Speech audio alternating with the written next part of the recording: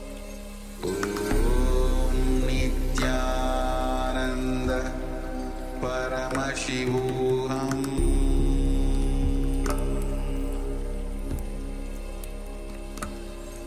Om Nithyananda Paramashivoham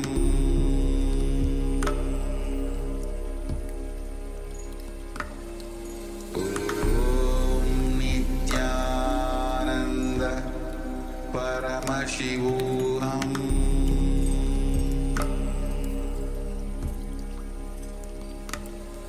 Om Nithyananda Paramashivoham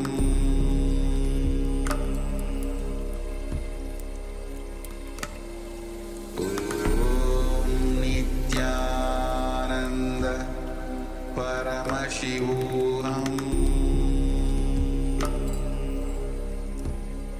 Paramashivoham Om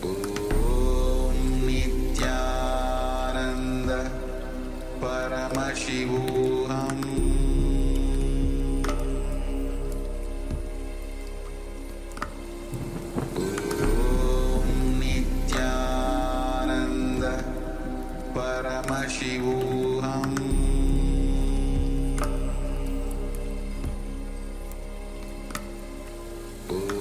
Om Nithyananda Paramashivoham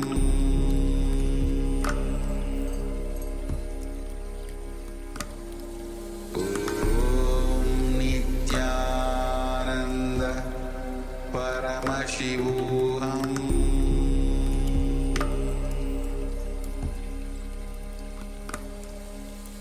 Om Nithyananda Paramashivoham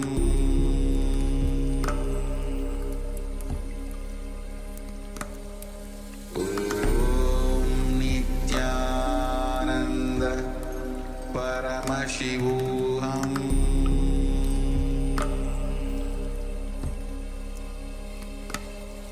Om Nithyananda Paramashivoham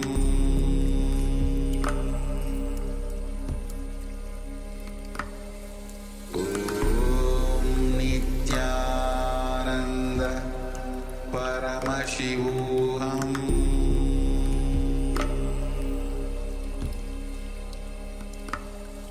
Om Nithyananda Paramashivoham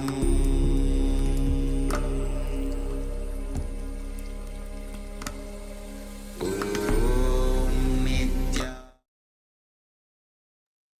Yes, you can now relax.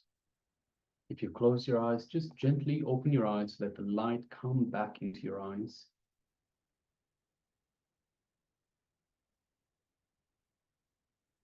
And now take a moment and share with us what was revealed to you in your third eye. We have a couple of sharings. We have Ma Anna Fan that shares chicken. Yes, thank you. Thank you for sharing that. Yes. Jeremy has shares a lot of things. A tree with a small pathway, a road in a forest, an ice cream cone. When I quick scan, I get a desert, lots of yellow button right, and a hill of sand bottom right.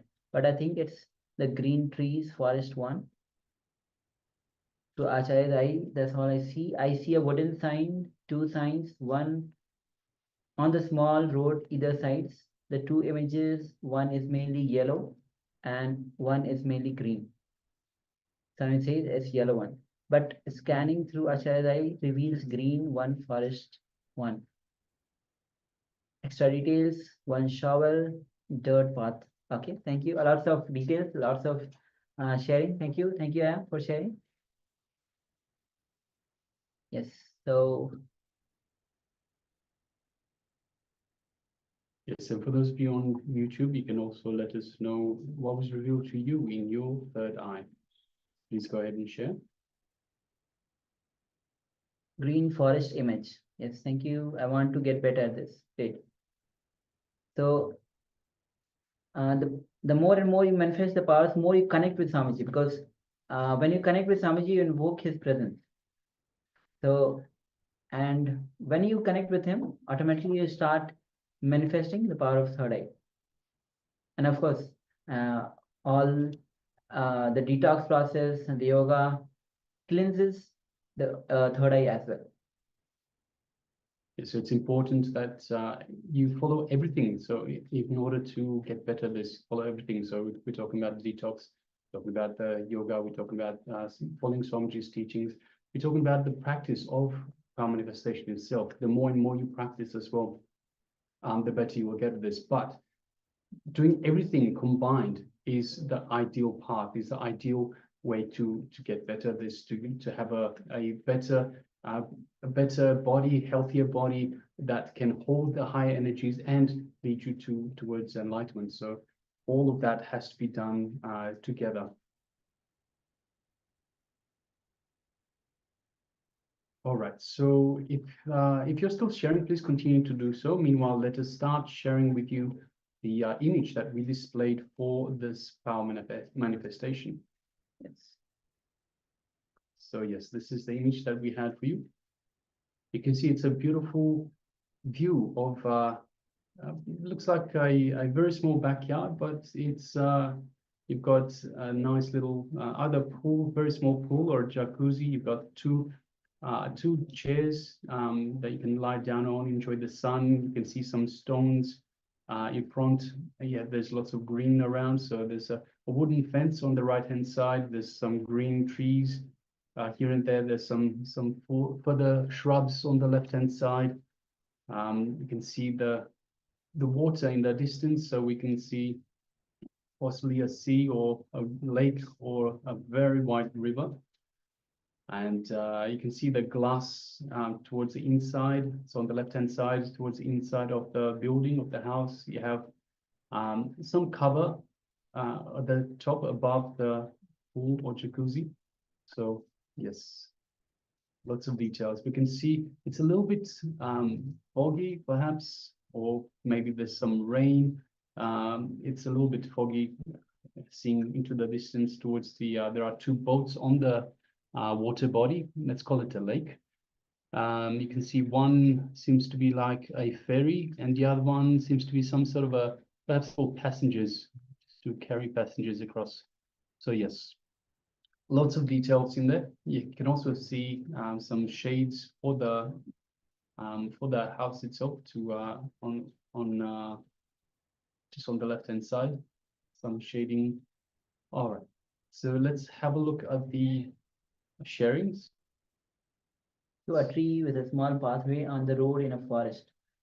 So it's the view itself is not from the forest, kind of a, as Maharaj mentioned, kind of backyard. The tree, we have small plants as it is visible in both the sides, and a pathway. The view itself is kind of a pathway for a small pathway in the backyard. An ice cream cone. When you could see, there is lots of yellow, right one hills, hill of sand, bottom right. So we have some stones, some yellow Yes. looking stones on the right-hand side on the bottom. So that could be something. Then green tree forest. Yes, we have both sides. It's not the forest, but we definitely have the small plants which are there. Okay, a wooden sign. So there's a lot of wood here. You have the wooden poles that make the well, you have the wooden fence. You have wooden flooring. You have the wooden Not so close. structure on the left-hand side for the house itself. So there's lots of wood, and of course the chairs to sit on. Two images, one mainly yellow, one mainly green. So we have a lot of green, definitely. Swamiji says, okay, scanning details, shovel and dirt path. I'm sure a shovel would have been used to create this, but yes, we don't see a shovel in there right now. And yes, this is where you would eat an ice cream. You would sit in the sun watching a nice, yeah, you can have an ice cream. Definitely can have an ice cream watching this. I was thinking more in terms of a cup of coffee in the morning, just watching That would be very nice as well. All right. All right. Awesome. Sharing also Ma Anna shares chicken. We don't have any chicken here, Ma. No, thank you. Yes, hopefully they're vegetarian as well. So no animal was hurt in the making of this power manifestation. Yes. All right. So let us let us now move on with the next segment in our program for today. So thank you all for taking part in the power manifestation, and congratulations for manifesting. And yeah. And the next revelation is going to be on by Swamiji on how to be established in your own nature. So Swamiji will be revealing on this. The first of all, what is your true nature? And see, understanding, even though understanding intellectually, we feel, yes, Jamia says, I'm vegetarian. Awesome, very good. And even though Swami says, even intellectually, when we feel what is our true nature, that itself gives a kind of a bliss, a kind of a joy, peace. But having that experience itself, establishing itself is a different experience itself, different realm itself. So Swamiji will be revealing on this, how to establish yourself in your own nature. So let's come to the space of listening and let's. Please understand, we need to understand the word nature.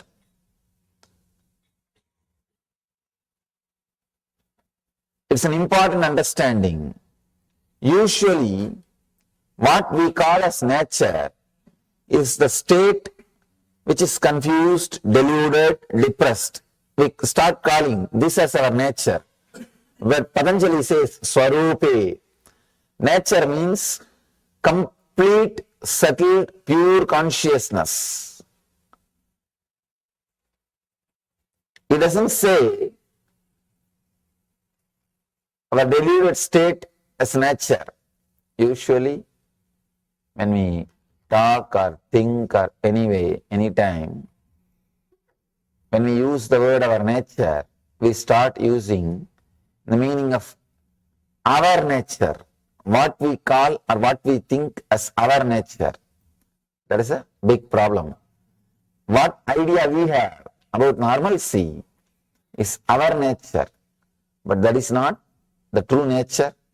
Here, Patanjali says nature means in the state where there is no thoughts. When the chitta vritti nirodha, when chitta vritti nirodha happens, that is what is our state.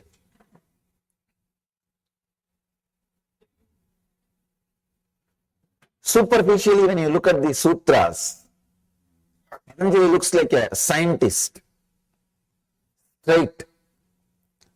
He is not lost in poetry. You can see there is no poetical words here. There is no poetry. Being an enlightened master, talking in a simple, straight prose is very difficult. Because in enlightenment, you are lost in ecstasy. You are lost in ecstasy. And talking in a simple prose words seems to be abnormal, seems to be too rude, too violent. But here, if you look a little deep, you will understand the tremendous compassion of Patanjali. The Patanjali's compassion, the very stand he takes.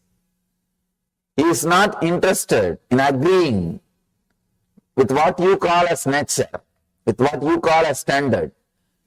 From the very step, he is very clear about what is our nature. One more beautiful thing. First, he gives the truth. As I was telling yesterday, the 33%, the first 33%, waiting for the click. Just express the truth, they will have the connection. The second 33% needs little conviction, little convincing, little one or two techniques. The third 33, very difficult to handle.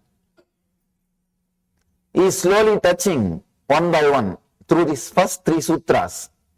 He is trying to give the click, straight click to the first 33% who are waiting for the truth, who are just waiting for the click to happen.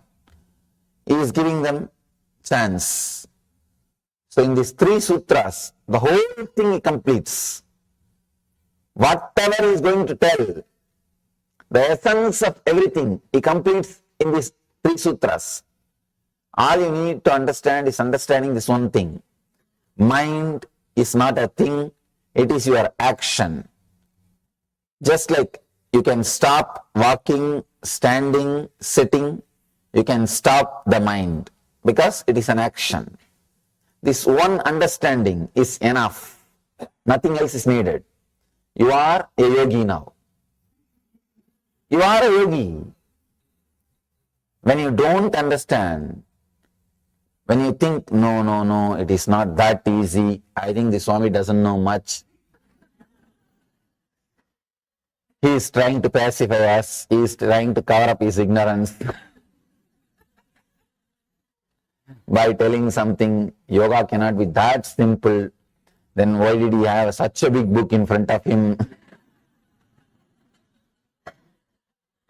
And why people study so many years, so many hours, they bend this way, that way, stand upside head, topsy-turvy, and all kinds of things people do. But he is straight away telling in one word, mind is not a thing, it is a action, just stop, you are a yogi.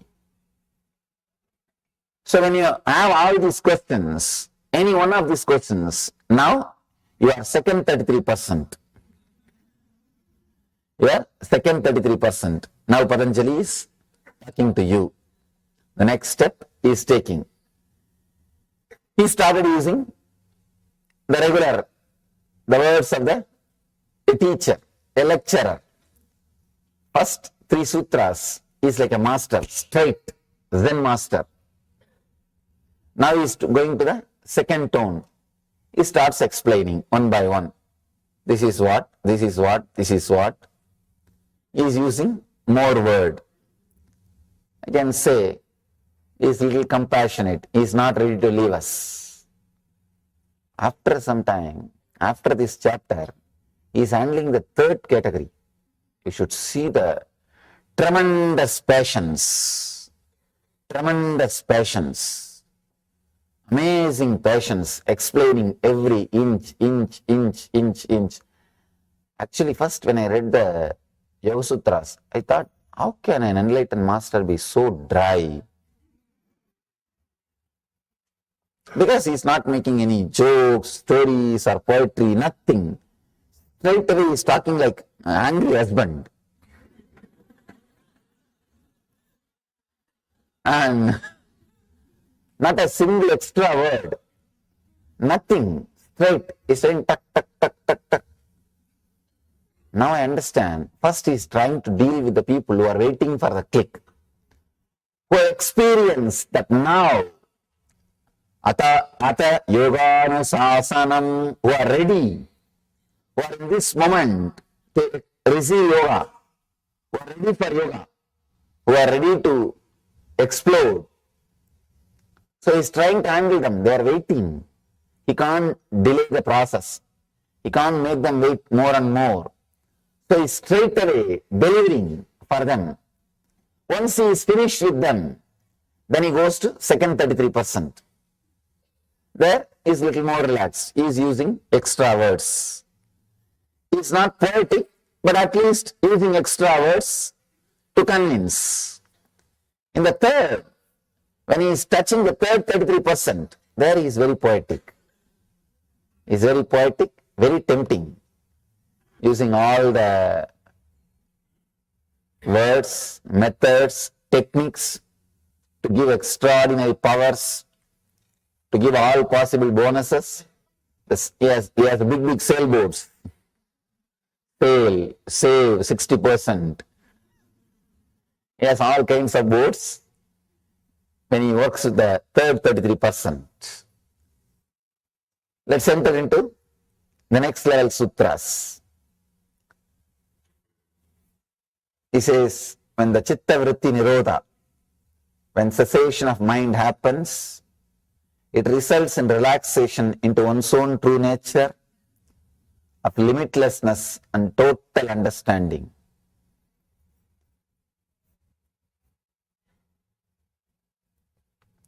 The other day, I had opportunity to sit with a great research scholar who is doing research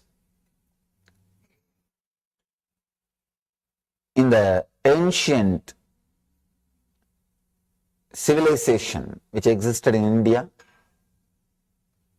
I can say that is the Indian civilization is the oldest living civilization. It is oldest and still living. His researchers, his name is D.K. Hari. I was shocked to see the way in which the intelligence is expressed in the Indian civilization, not just with enlightenment science. The aircrafts, the houses, in the architecture, in the field of building dams, bridges, is proving very clearly the Ganga river is man-made. Something like few thousands of years ago, man-made river was built and man-made bridges on the ocean was built. The amazing understanding, clarity, experience expressed. Something like a 42 varieties of aircrafts have been built, all thousands of years before. Something like 8,000 to 9,000 years before.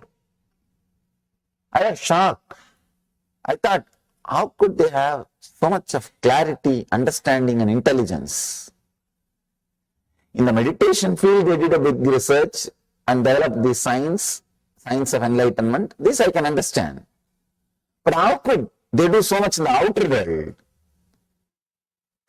When I myself dive deep into the yoga, into this consciousness, I understood when there is no thought, when you are in your nature, you have limitless energy and true understanding about everything. That is what here Patanjali says.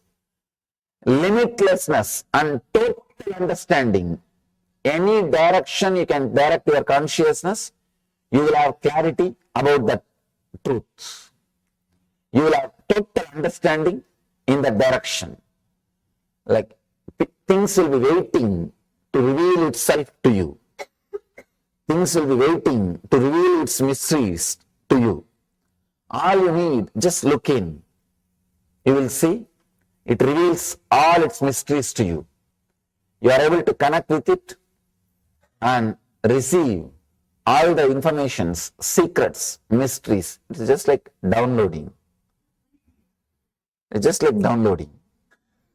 If you are a yogi, if you are a thoughtless, your thoughtless zone, anything, just bring your awareness, that restful awareness. That is what Patanjali calls samyama.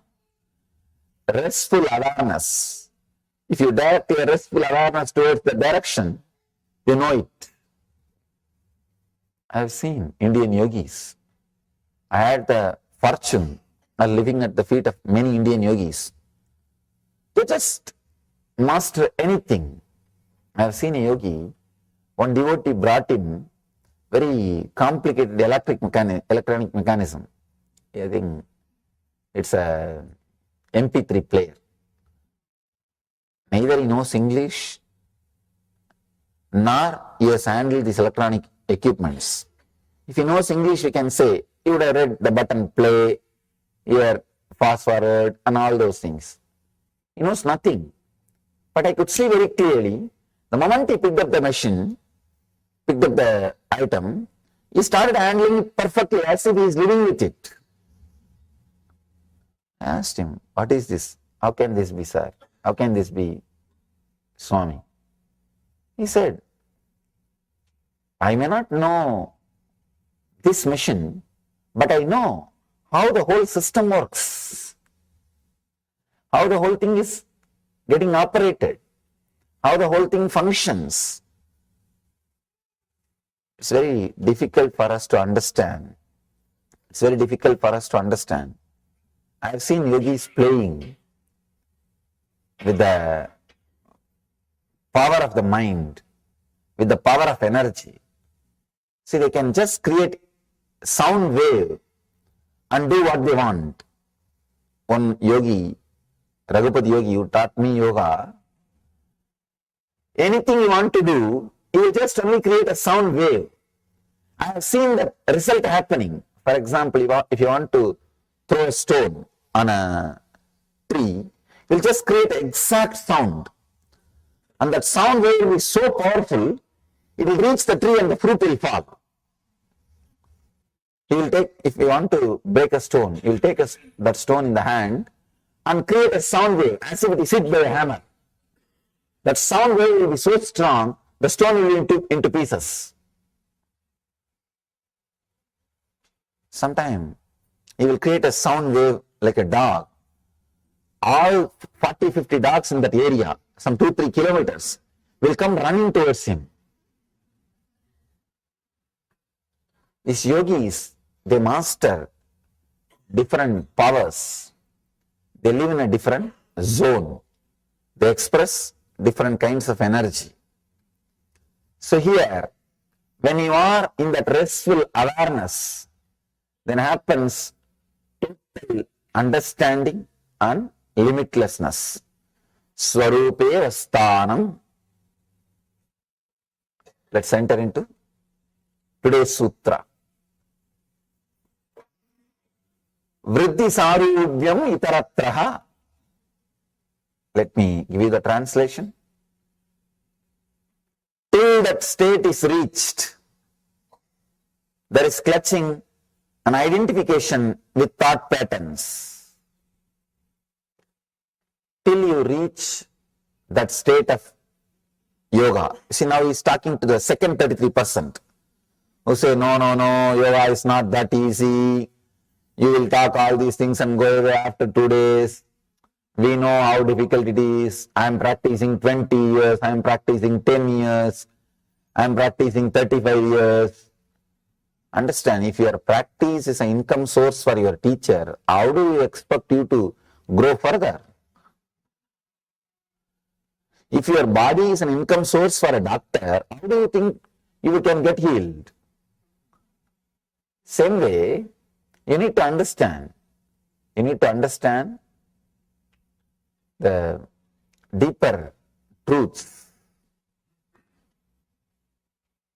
Till that state is reached, when you say, no, it is not that easy, then Patanjali also says, all right, it is not that easy.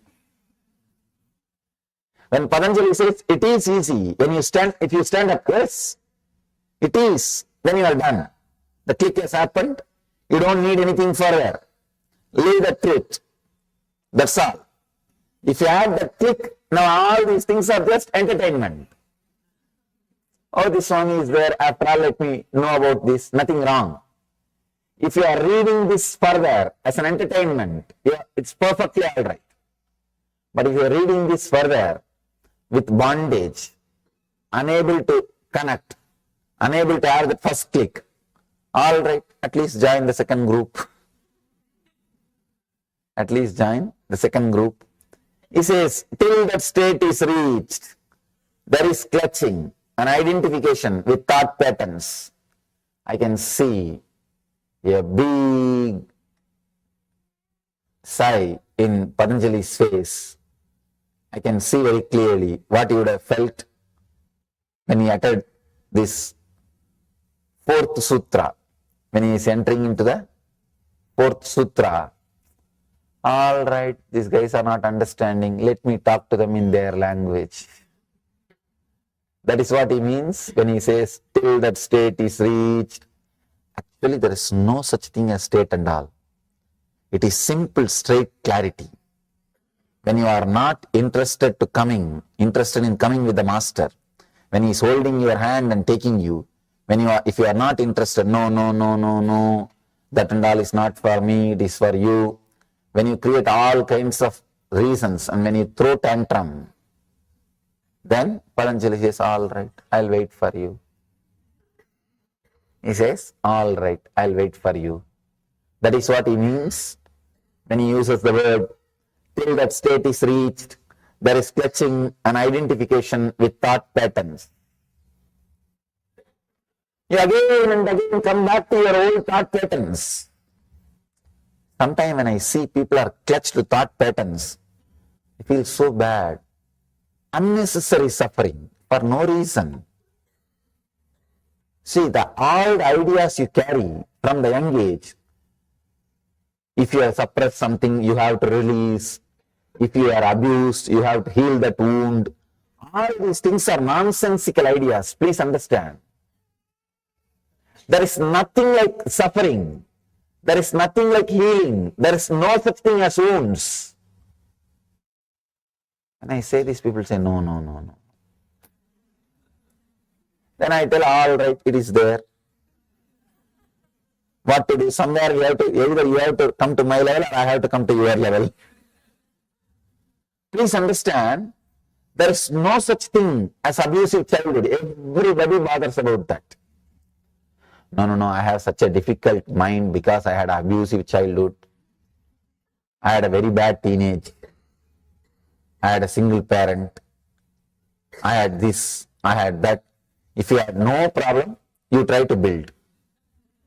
Even if you had a no, if you did not have any problem, you take, I did not have any problem.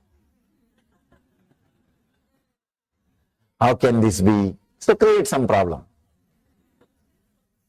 Creating problem out of idea that I did not have any problem. I have seen, see, any mental disorder, psychiatric disease, just create symptom and advertise, you will find patients. Not true, because the moment you see the symptoms, you verify. I think I have those symptoms. Did I not? Did I not? No, I had. You verify with those symptoms. And those symptoms are also written in a very technical way. You might have had irritation at least 3 times a week for last 6 months. Who is sitting and noting a diary? So if you had once or twice, you remember, yes. I remember I had outburst more than 3 times in last 6 months.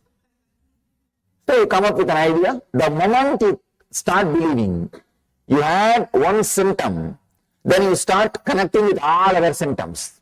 Yes, I had this symptom also. I had that symptom also. The third symptom, I may not have had it, I think I am yet to have.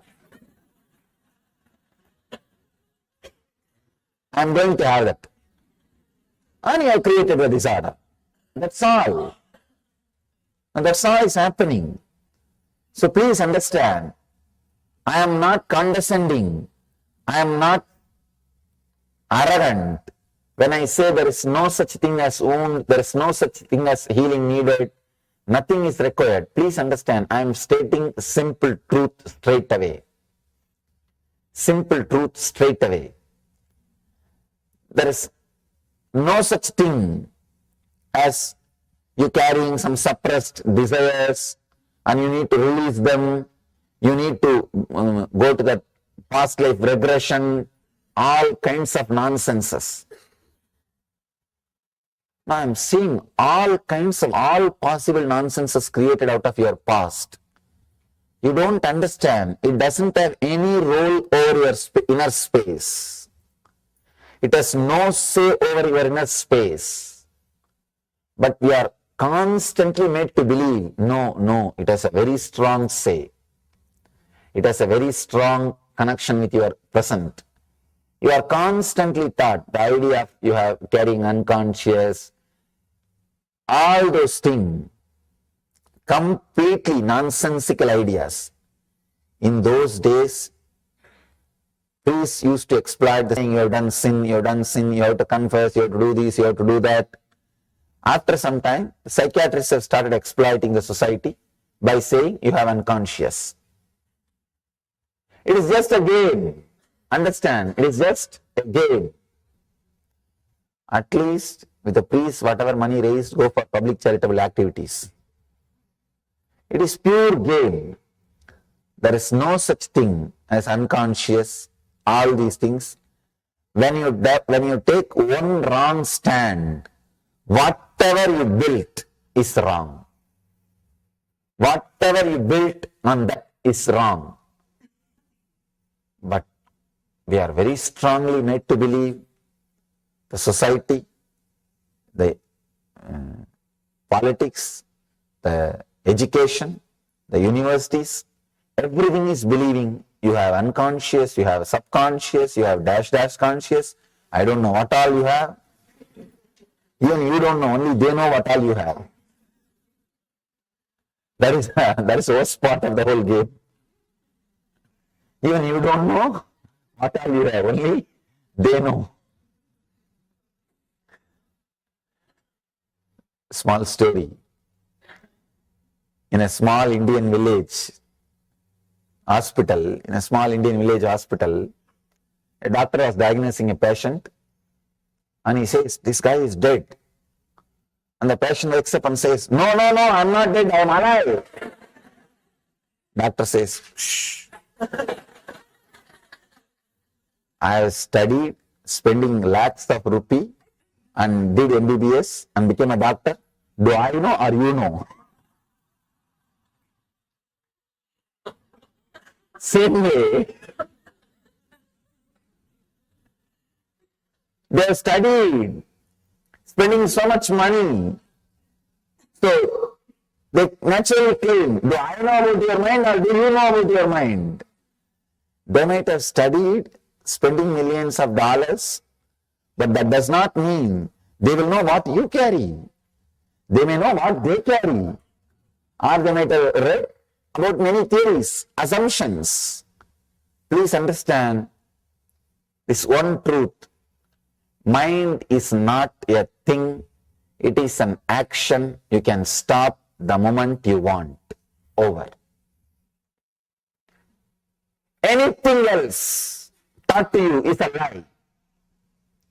Anything else, when I say anything else, I mean anything else. Any idea taught to you, no, you carry this much of engraved memories, that much of engraved memories, this karma, this sin, this past wound, that past wound. People ask me, Swamiji, how can I heal my past life wounds? I tell them, oh God, now I don't know how to help these people. If you talk at least this life wounds, I can somehow manage and tell you, no, it got healed. I have already healed you. And I can tell all these things. And these guys are now started talking about past life wounds. I have to go into past life regression, 10, 12 lives, and release those karmas, release those wounds. Oh God. Now the madness has gone to the extreme. Nothing can be done. Now what to do? If I talk in my own language, then the disconnection happens. I can't help them. Then I have to come down. That's what Patanjali is doing.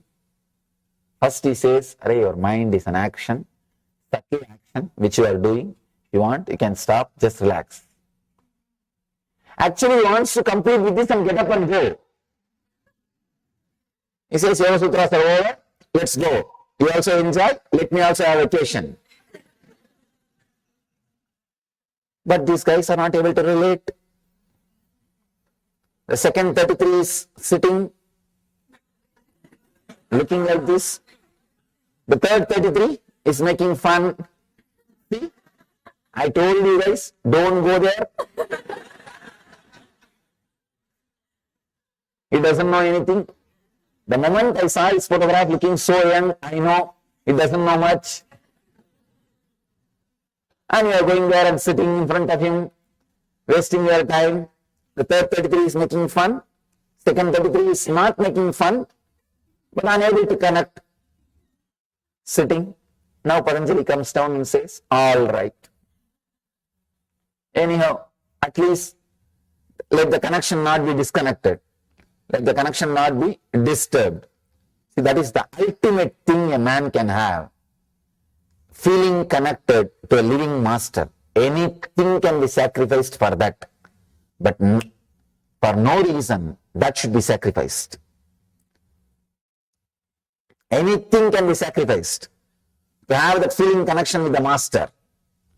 But for no reason, that feeling connection should be sacrificed. I've seen, I always tell people, actually, I'm an uncompromising master. I don't compromise. Any decision I take or any stand I take, I don't compromise. There is only one spot where you can bend me.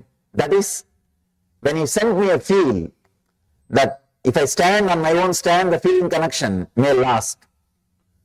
Then I slowly bend, all right, it's okay. I bend. Otherwise, nothing else can bend me. Nothing, people who live around me, they know. Nothing can bend me. But nothing I bend or compromise or alter my decision. Only when I see that poor guy may lose the feeling connection, then I bend. If you want to bend the masters, this is the only thing you can bend. You can't use anything else. This is the only point where you can blackmail them.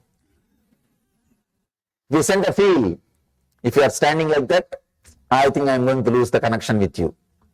I am not going to feel connected anymore. Then they come down, all right, what to do? So Patanjali is here bending, all right, what to do? Till that state is reached, he makes a statement. I can say,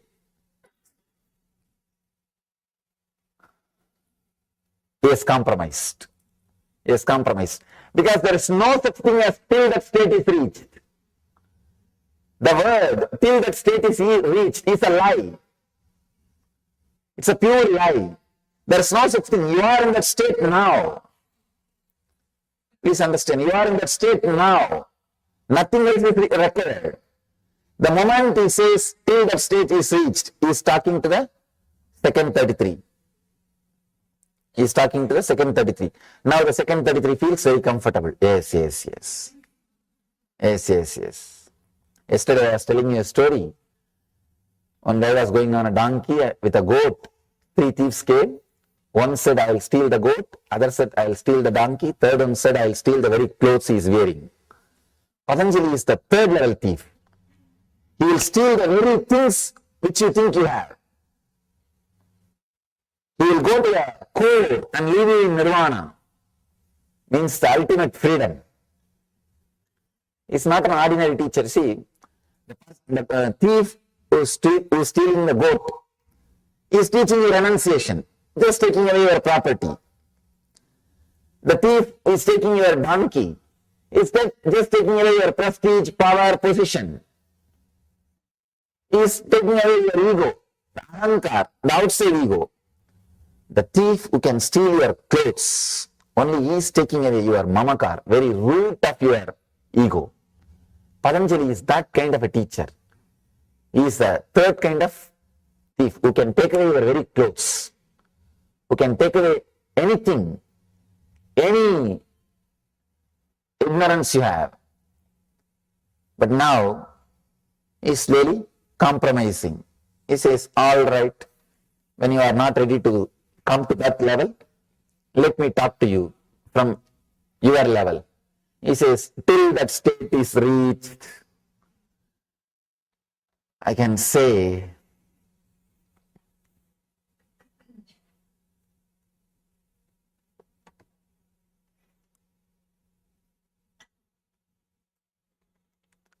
I'm just seeing the word, itaratra, till that state is reached.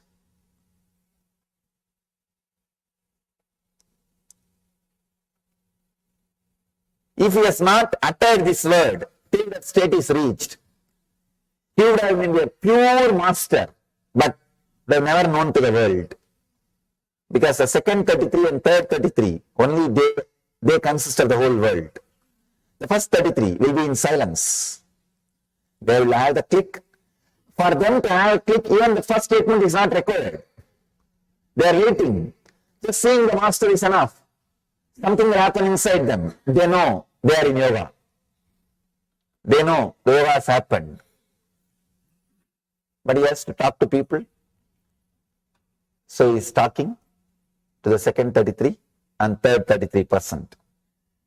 Till that state is reached, there is clutching, unidentification with thought patterns, is agreeing to you. In the first 3 statements, is straightaway telling the truth. In the 4th sutra, he says, all right, as you say, till that state is reached, there is clutching to the thoughts, identifications, and thought patterns.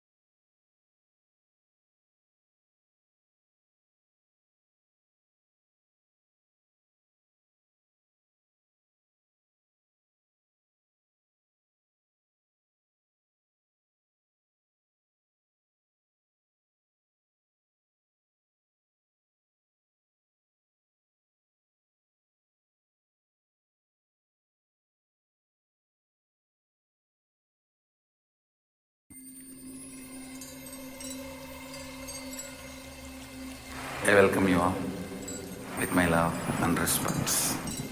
Let you all open all your 3 eyes. Om Nithyananda Paramashivoham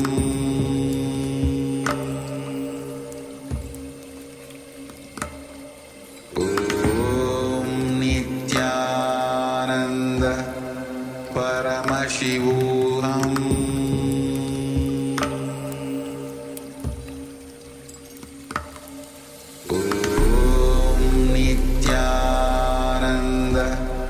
Paramashivoham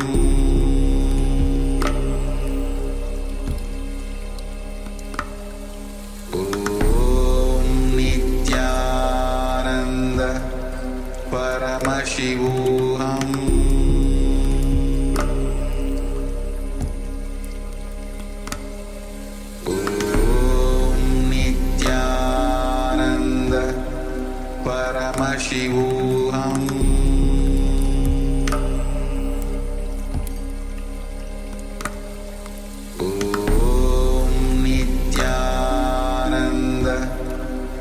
Paramashivoham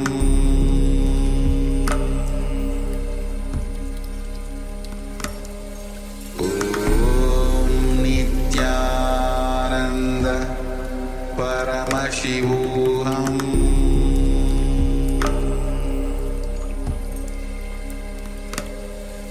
Om Nithyananda Paramashivoham.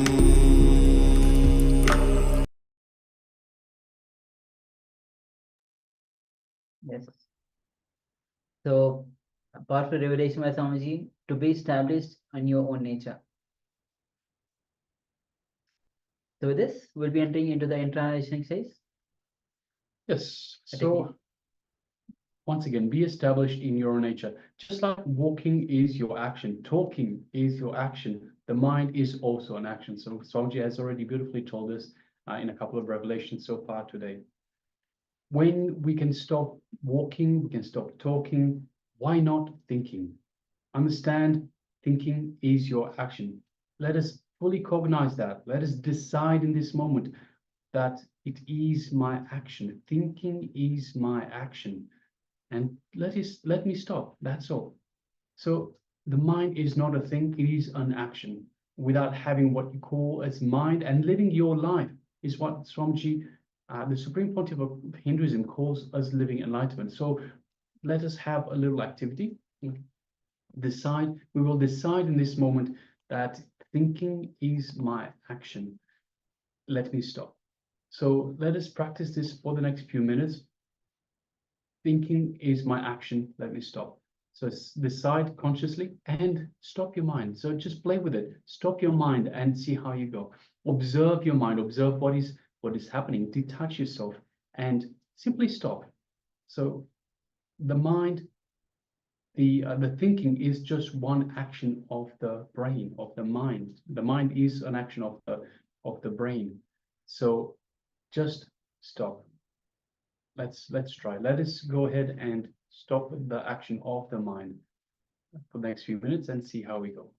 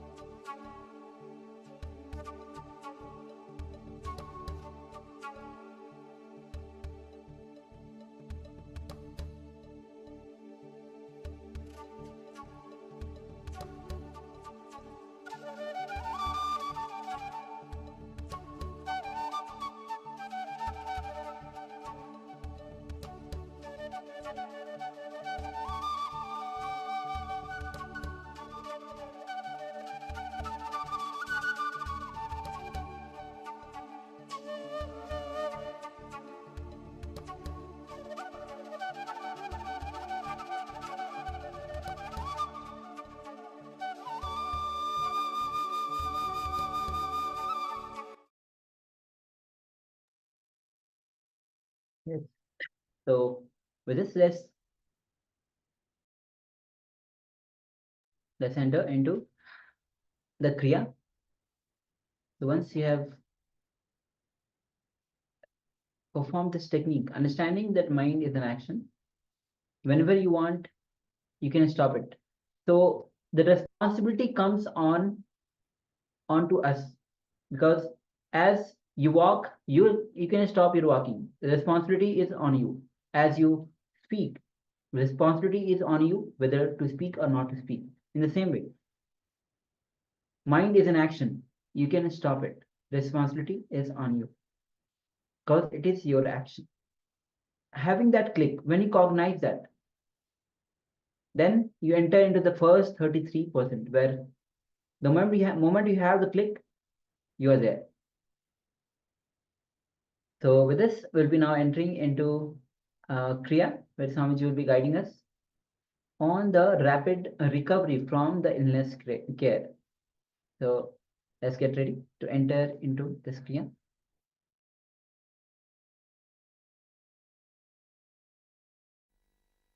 Nitya Kriya for rapid recovery from any illness, like a tiredness, other sickness, fever, any illness. Anjani Asana, first step. Then Shitali Kumbhaka. Shitali Kumbhaka.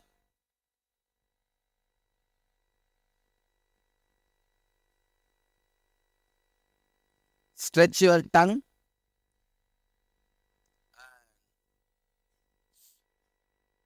Roll sides of the tongue like a tube. Inhale through the tongue and hold as long as you can. And exhale slowly. Do this 10 times. Not 21, 10 times.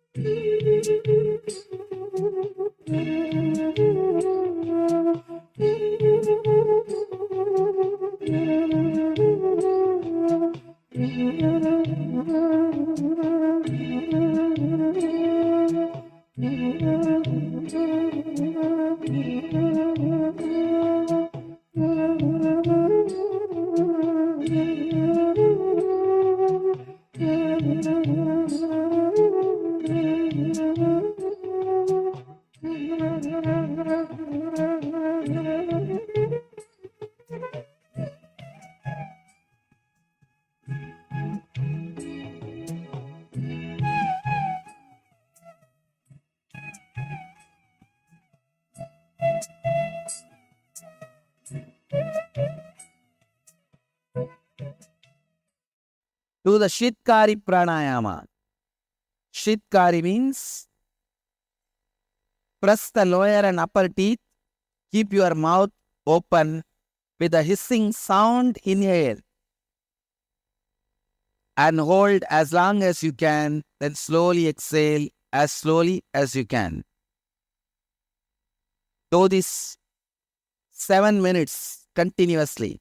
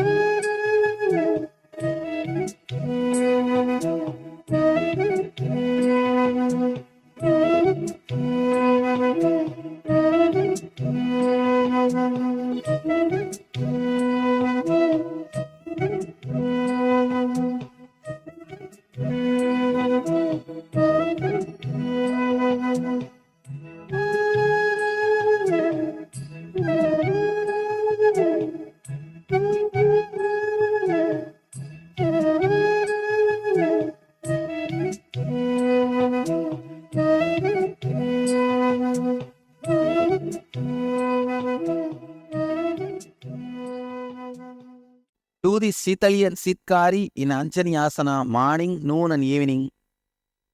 You will recover from any illness quickly. Like fever, cough, cold, headache, regular illnesses. You will recover from it, body pain, from all that very quickly. Let you all achieve, experience, express, radiate and share the eternal bliss, Nithyananda. Thank you.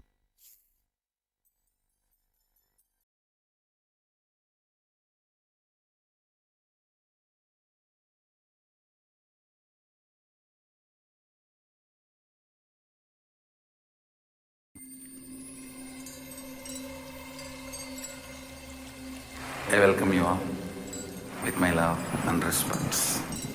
Let you all open all your three eyes. Around 5,000 years ago, at the end of Mahabharat War, the ancient enlightened Hindu civilization traditions, or sampradayas, that existed in 56 Hindu nations, 200 Hindu kingdoms, 1,700 Hindu provinces that covered more than 6 million kilometers square of Asia.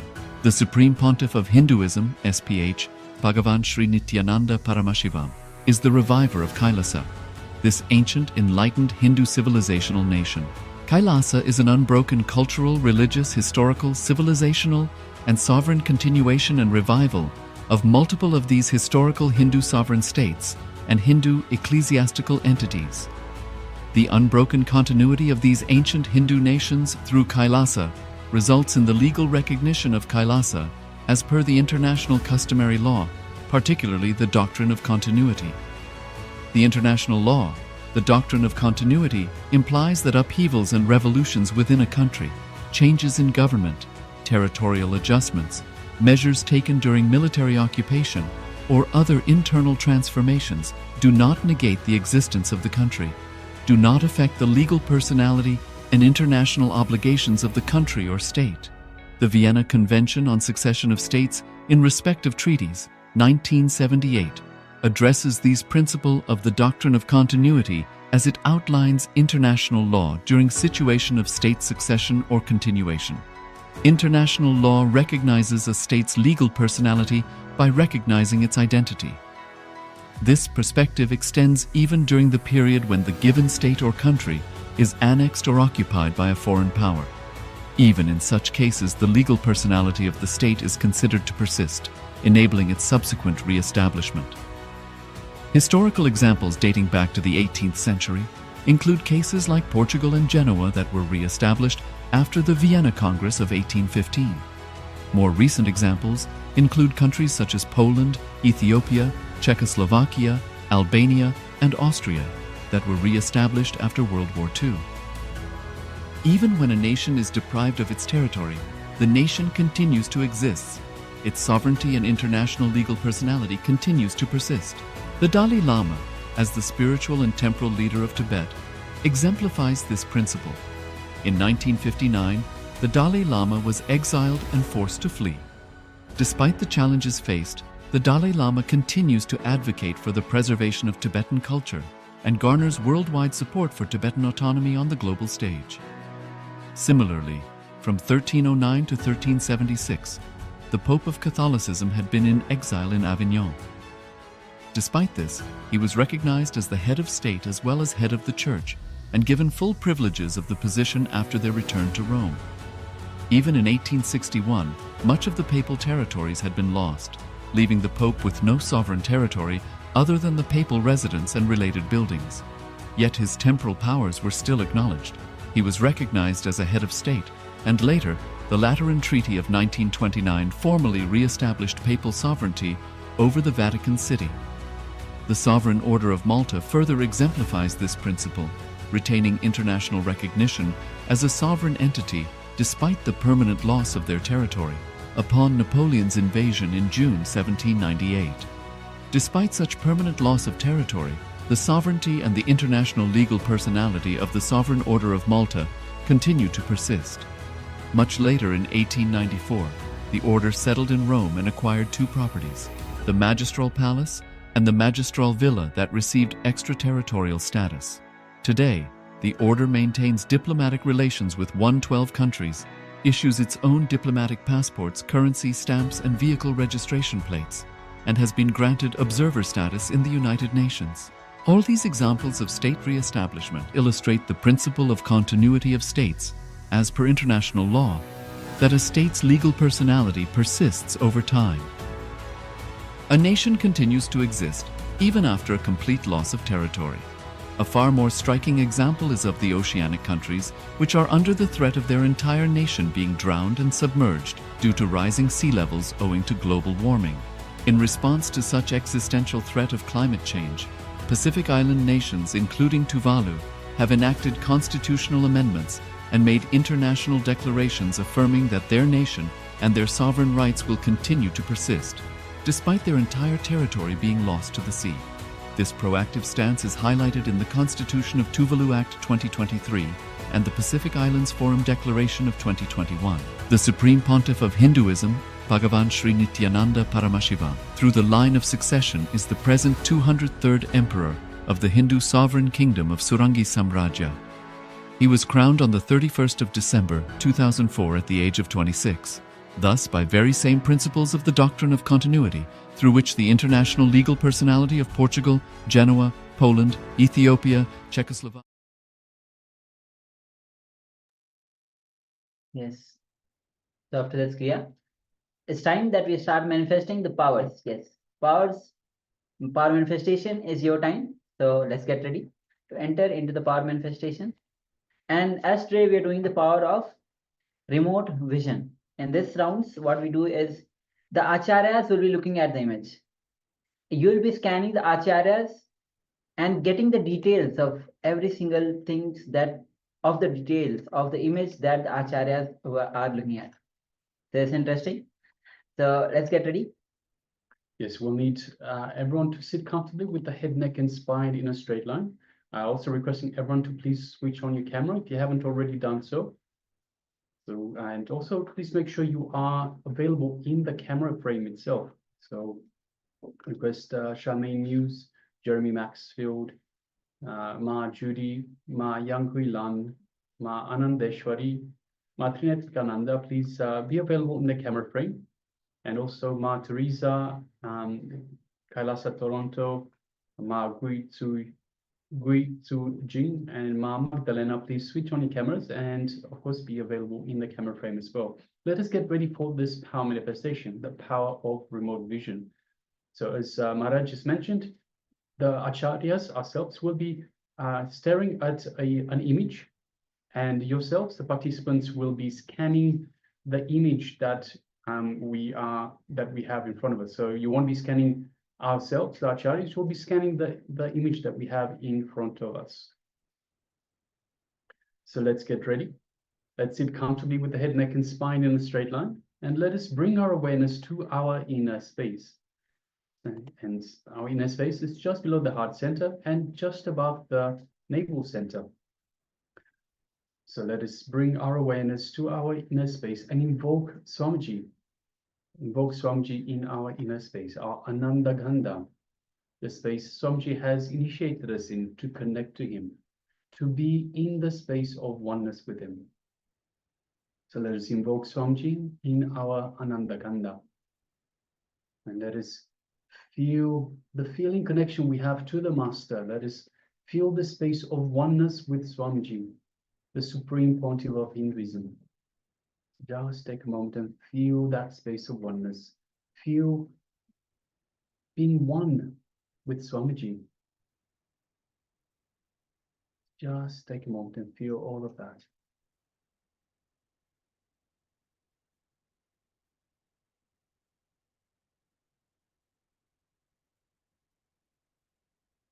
Now let us shift our awareness to the third eye, just between the eyebrows. Let us visualize Swamiji in our third eye. And gently, just gently, let us gaze through the third eye into Swamiji's third eye.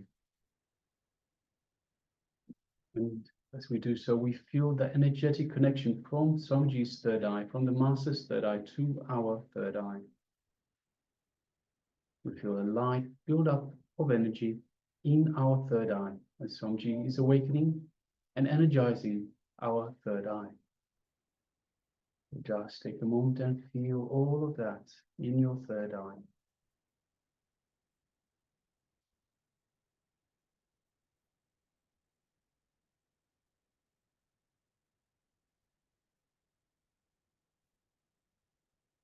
Now let us start chanting the Mahavakya to further connect to the Master.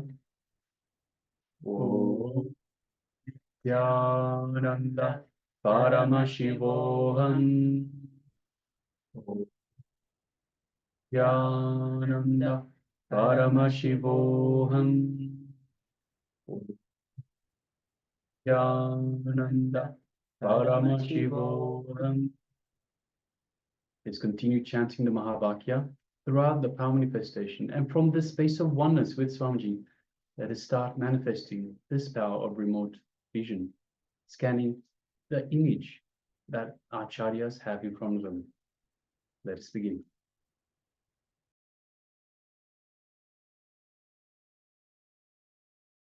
Paramashivoham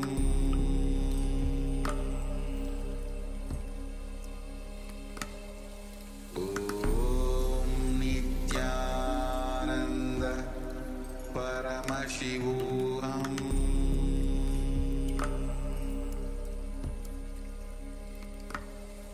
Om Nithyananda Paramashivoham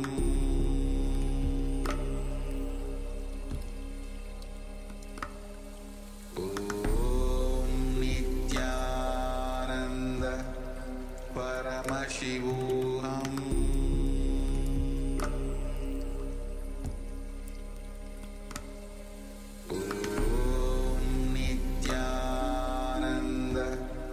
Paramashivoham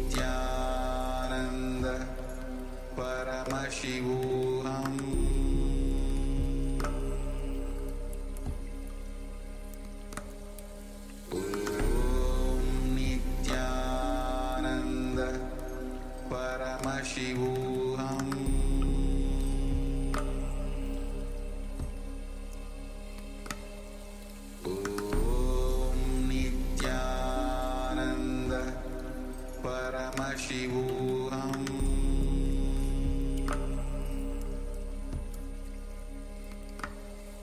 Om Nithyananda Paramashivoham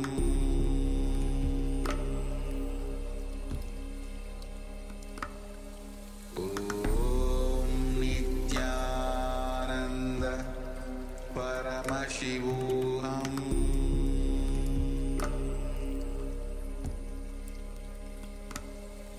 Om Nithyananda Paramashivoham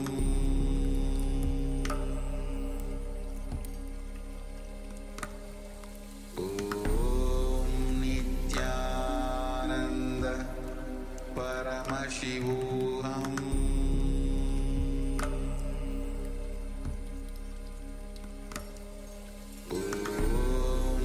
Nithyananda Paramashivoham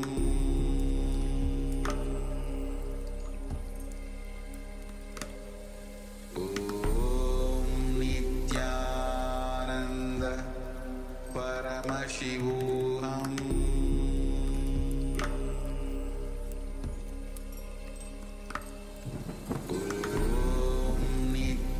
Nithyananda Paramashivoham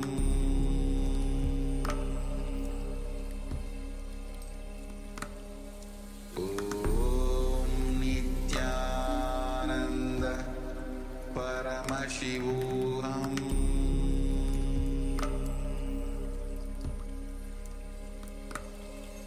Om Nithyananda Paramashivoham Om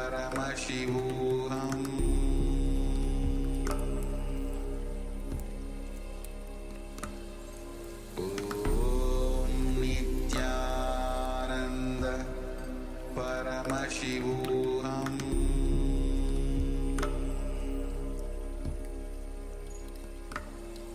Om Nithyananda Paramashivoham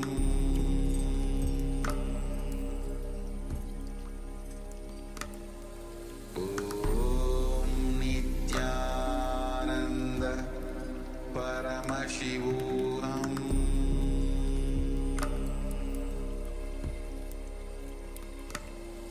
Om Nithyananda Paramashivoham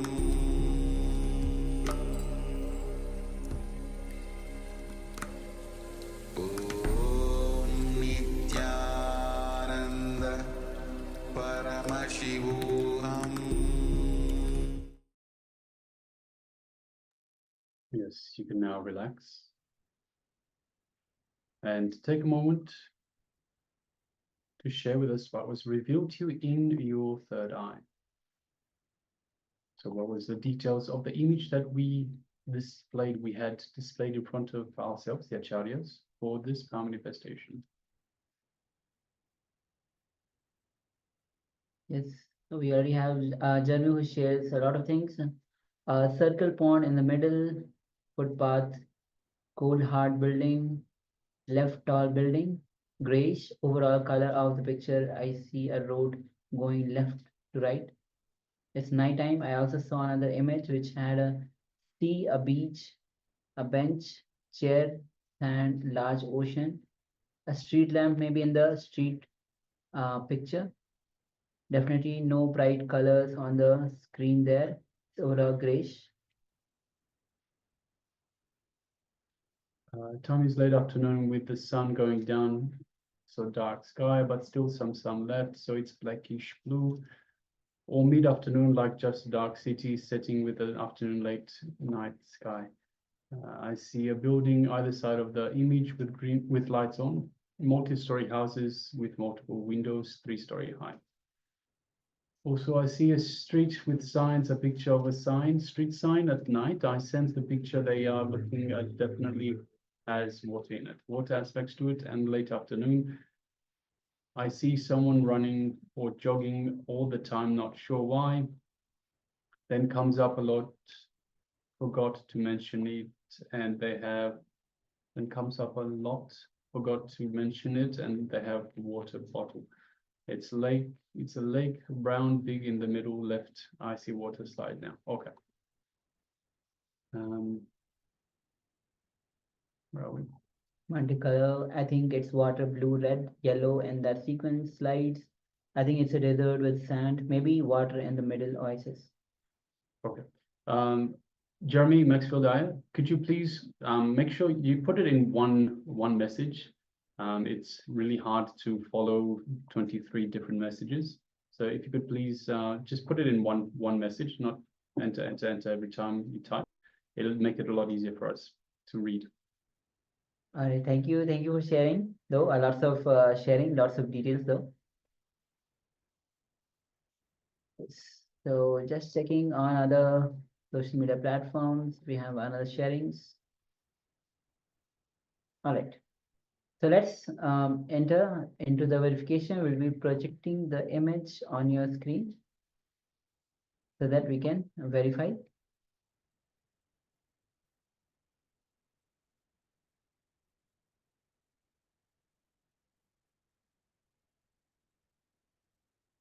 Yes.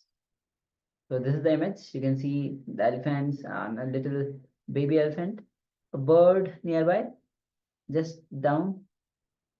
And you can see it's kind of a flat area, plain area with small grasses.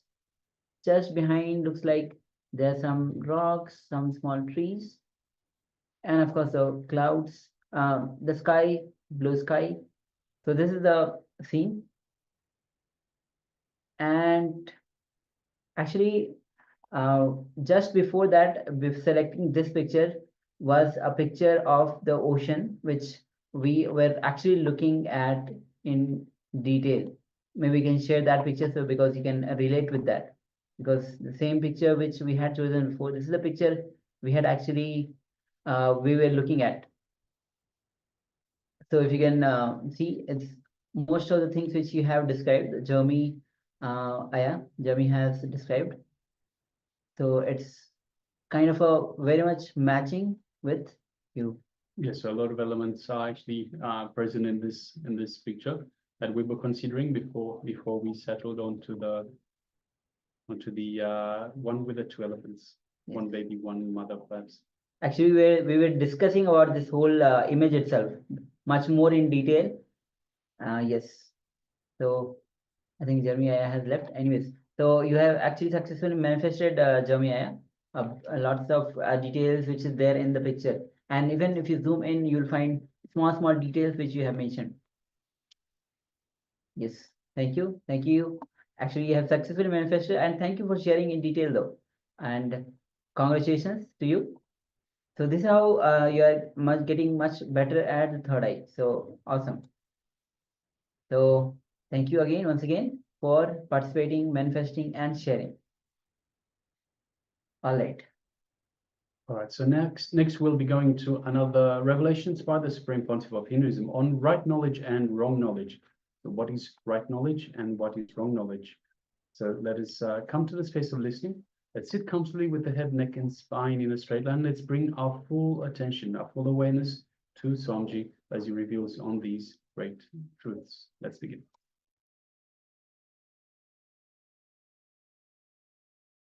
Now, let us start. How to clean that state?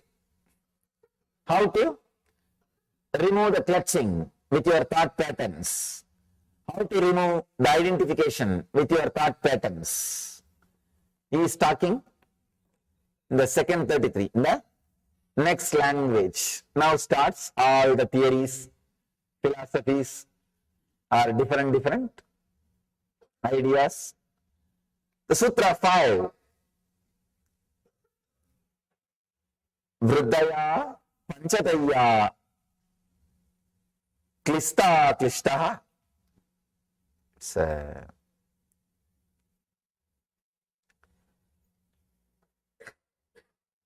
wonderful sutra. Vriddaya Panchataya Taya Klishtaha. Let me translate. The modifications of the mind are 5, They can be either a source of anguish or of non-anguish.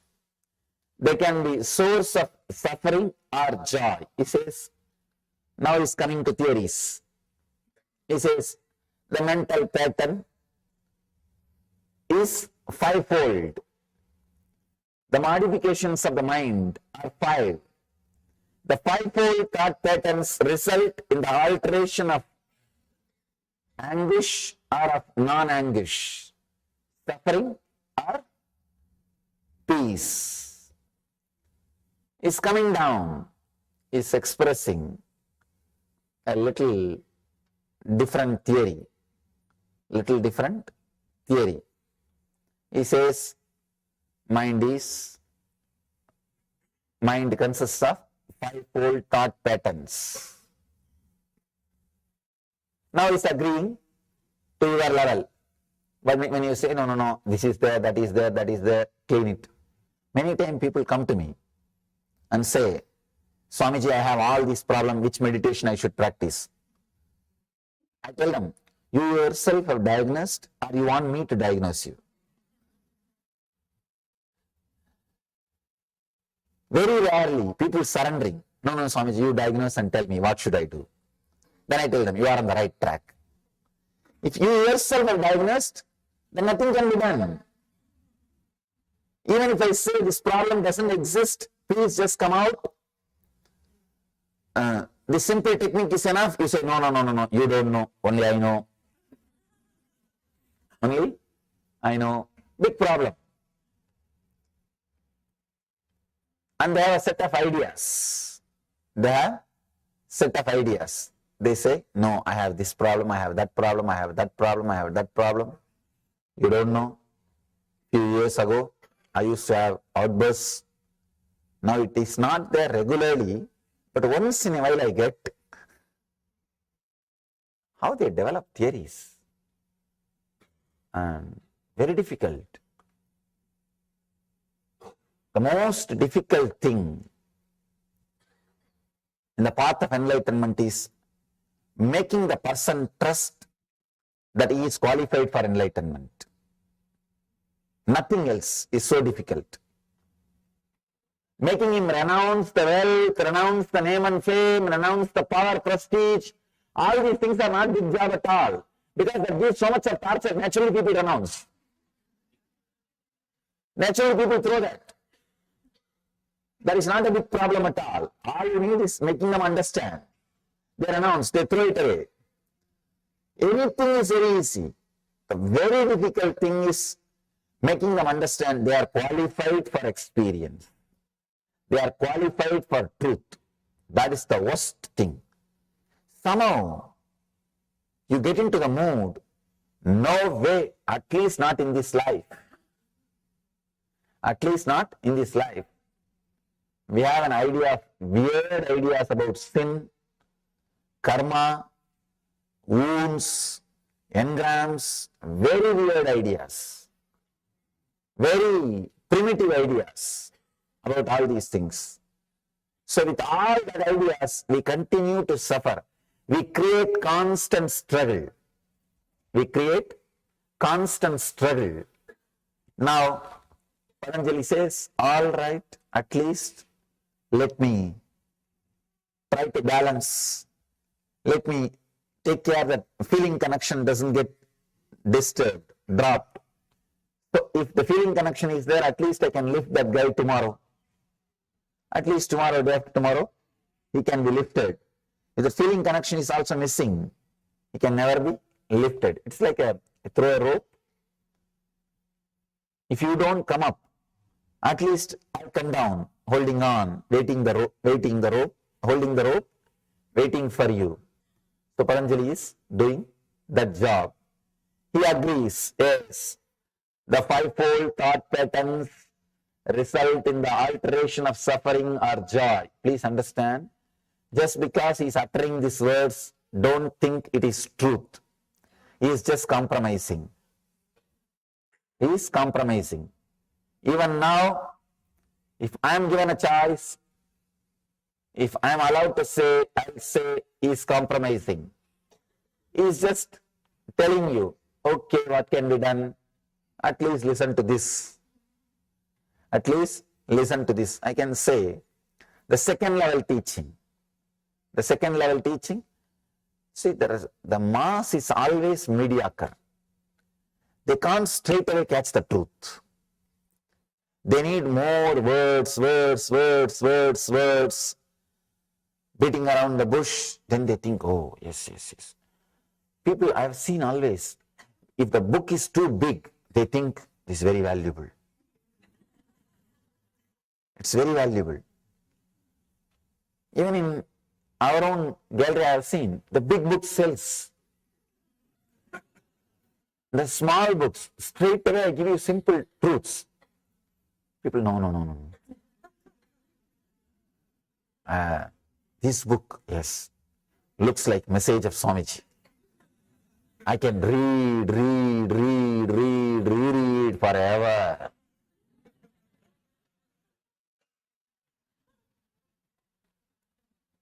When you have a lot of material, your ego feels satisfied. And you feel you achieved something. You achieved something and you got something worthy for your money.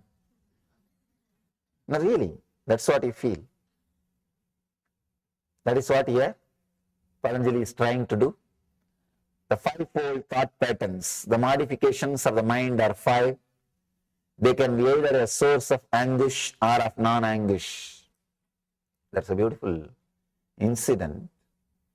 Bernard Shaw, he wrote a book of 100 pages. Somebody asked him, what happened? Just 100 pages. He says, I don't have time. If I had time, I would have reduced it. I would have written only 40 pages or 30 pages. I don't have time. Please understand the paradox. He says, I don't have time, that is why I wrote 100 pages. If I had time, I would have written only 40 pages. I would have reduced, refined. Only when you don't have that much of patience, time or energy, you go on elaborating. I know Patanjali had intelligence, no doubt. But the disciples did not have intelligence. The disciples, I know what would have been the scene. And Patanjali says, mind is not a thing, it is an action, just stop it. You would have been about to get up. And disciples said, no, that is not the thing. I have tried many years. I have been with some other gurus, some other teachers, some other masters. I have been to this class, that class, this, that. Then Patanjali says, all right, you would have sat back, started the next session.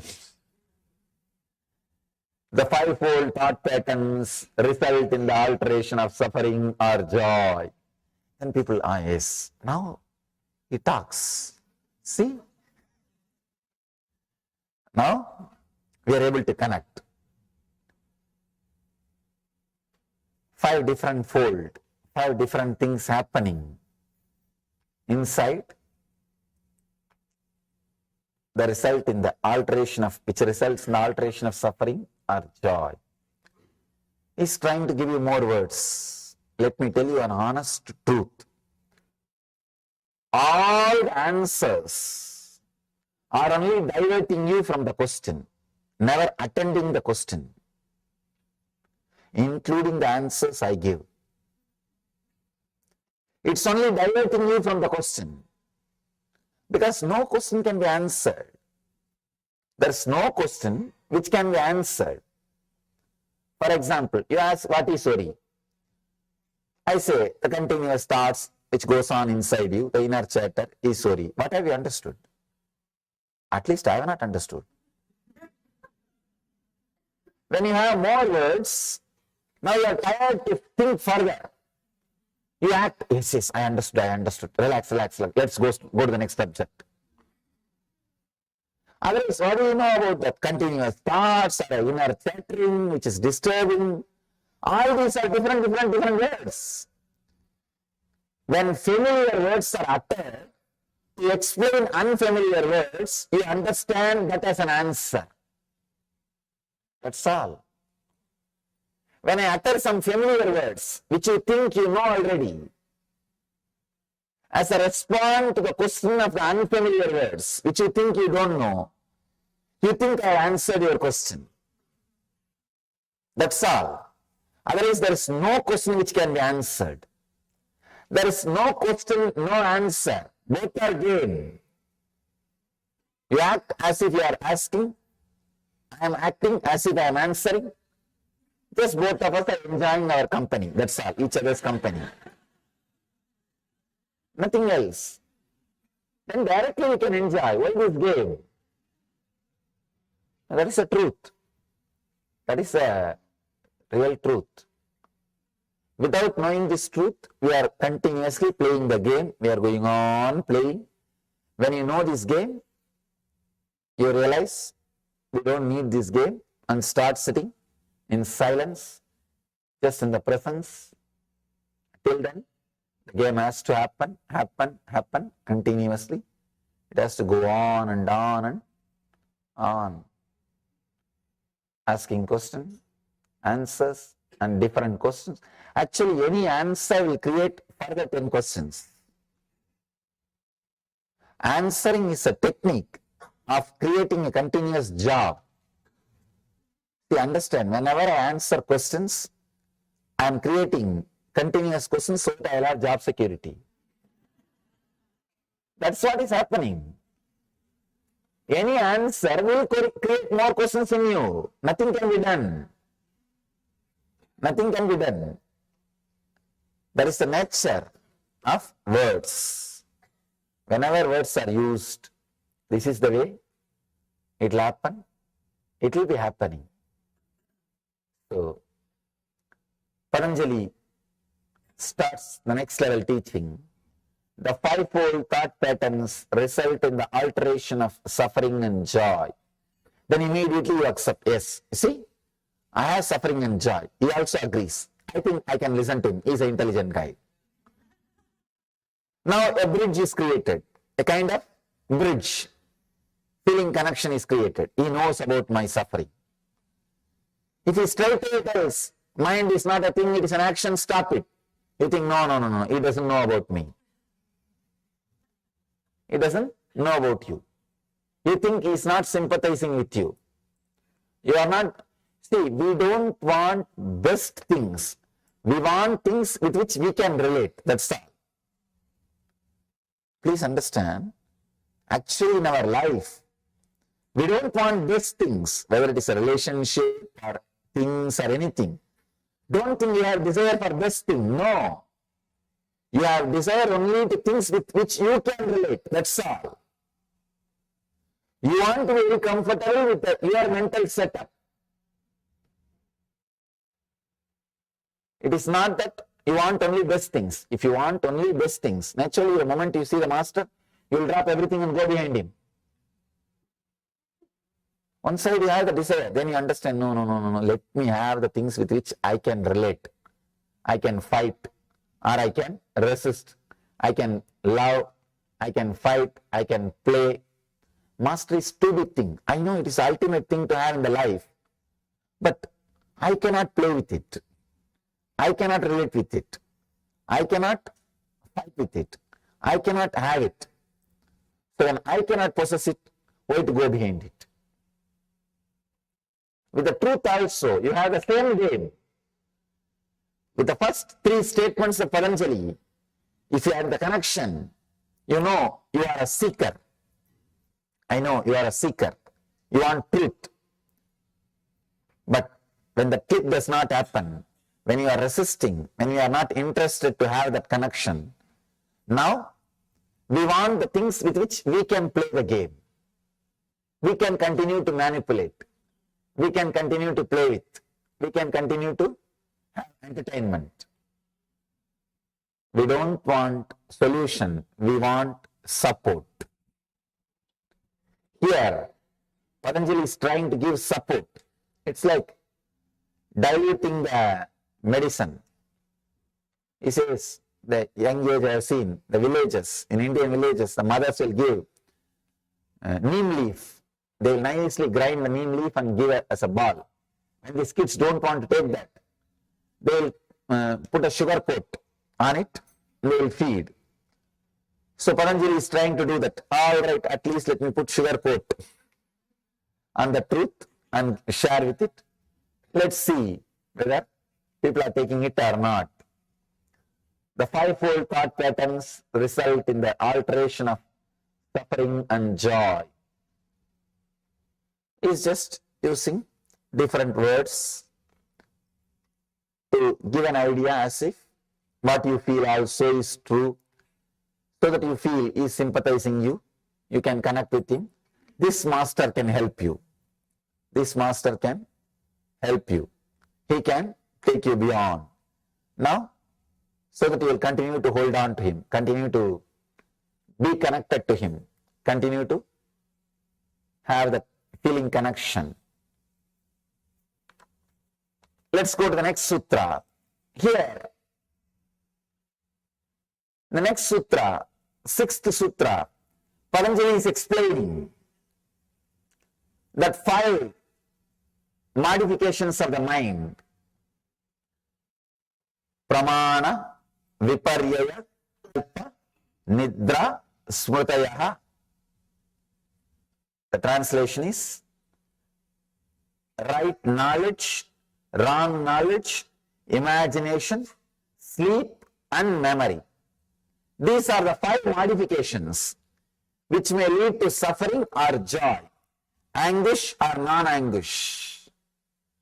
Please understand, 5 modifications: right knowledge, wrong knowledge, imagination, sleep and memory. Let us understand one by one. Is a real master. Is a real master. Even in the second level teaching, he is not losing his truth. He might have put the sugar coat, but he is not reducing the strength of the medicine. That is the mastery you need. How much ever you compromise and try to relate with the disciple, the undercurrent, what needs to be transmitted, should continue to happen. Should continue to happen. So here, Patanjali is doing that job very beautifully. He says, right knowledge, first thing he says, which can lead to suffering or joy, first thing is right knowledge. You may think, right knowledge is also binding, he says.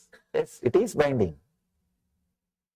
Many times, even though it is right knowledge, even then, it's a mind.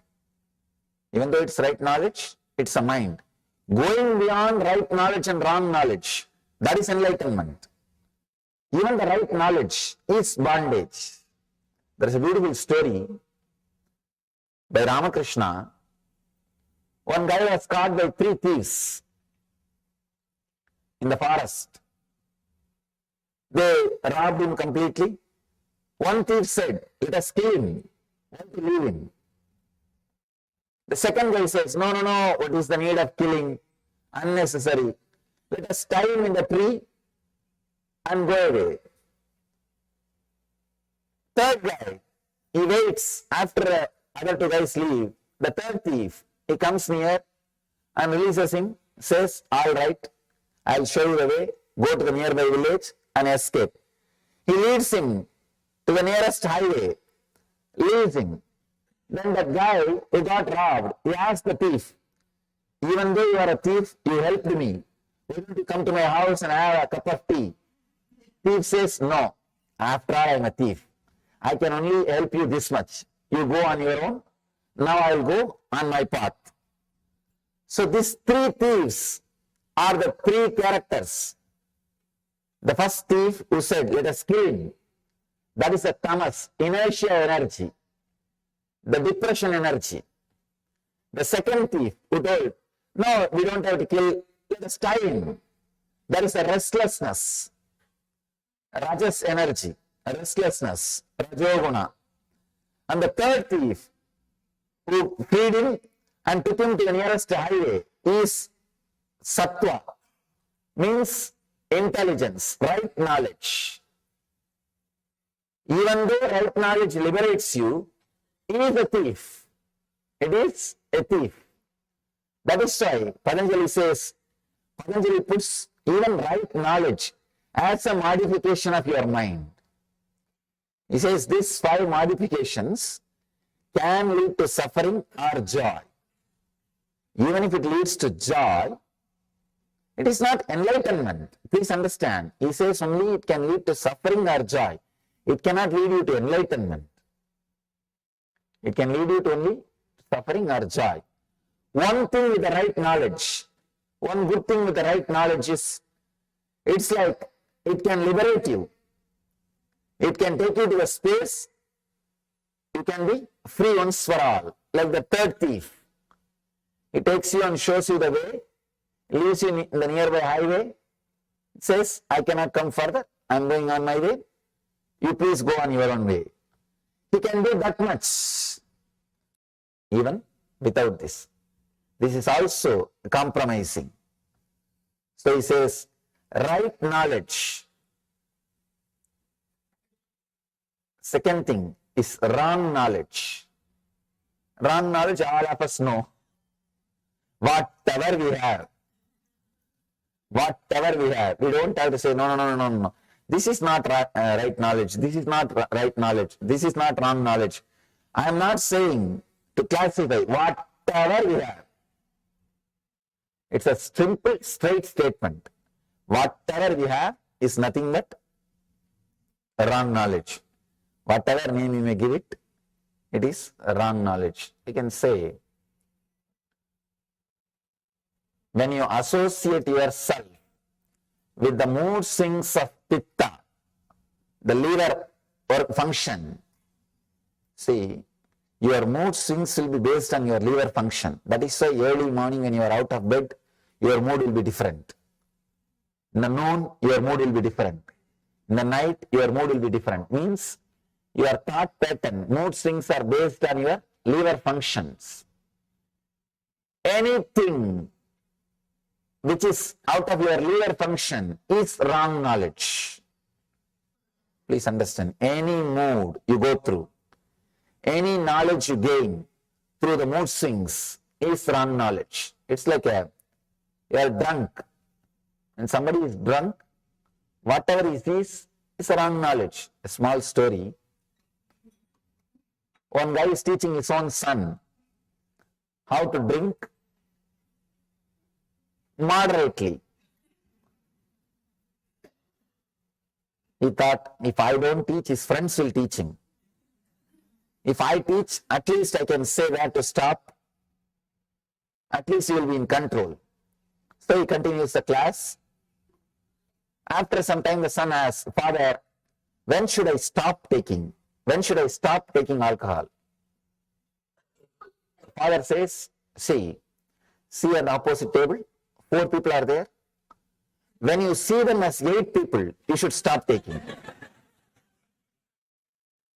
Son says, Father, no, don't you see there are only 2.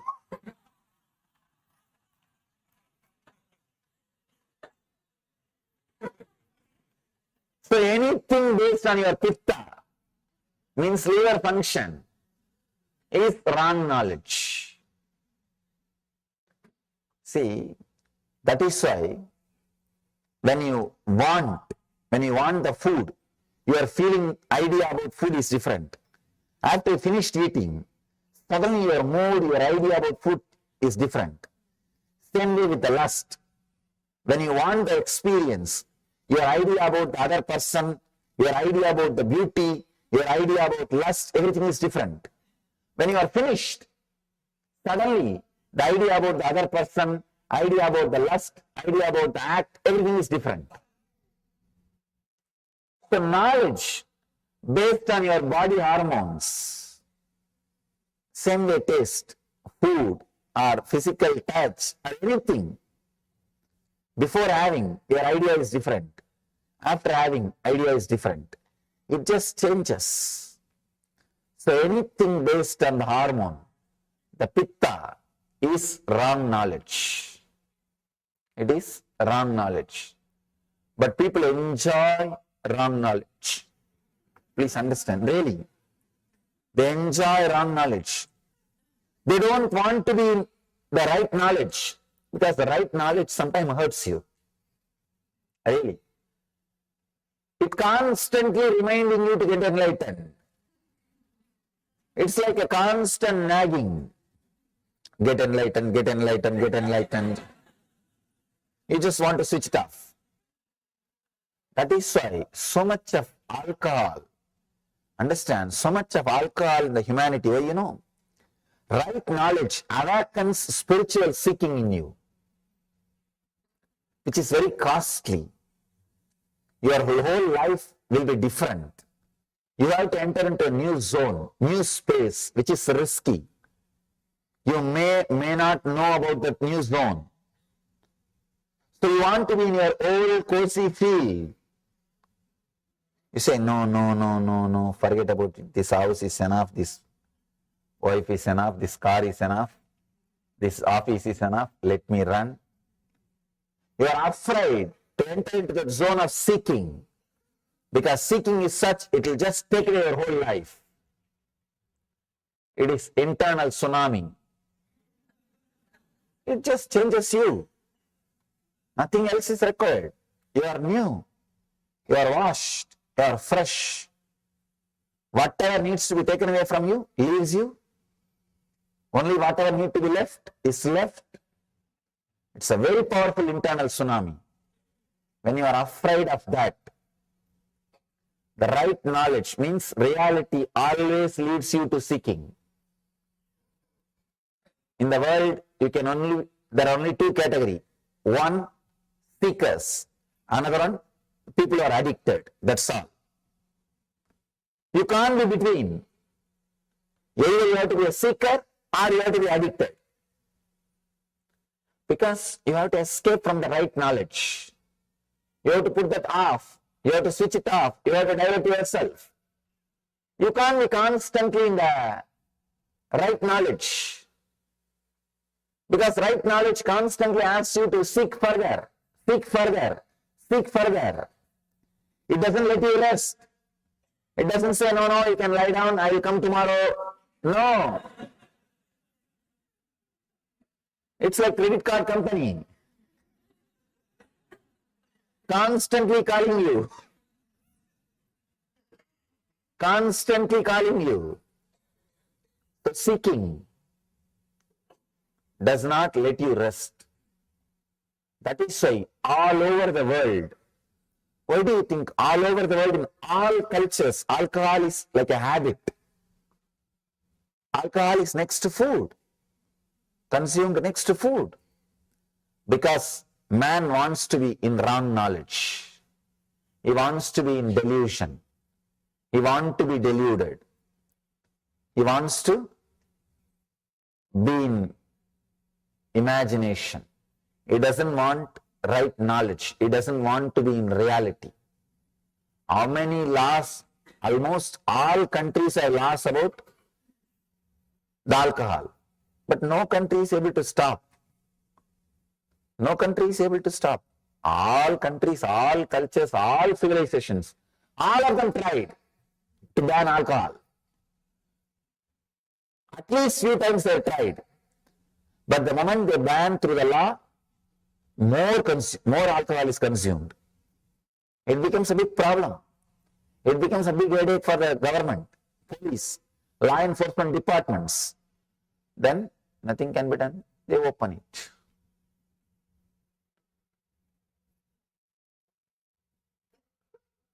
There's only one thing which can liberate human beings from alcohol.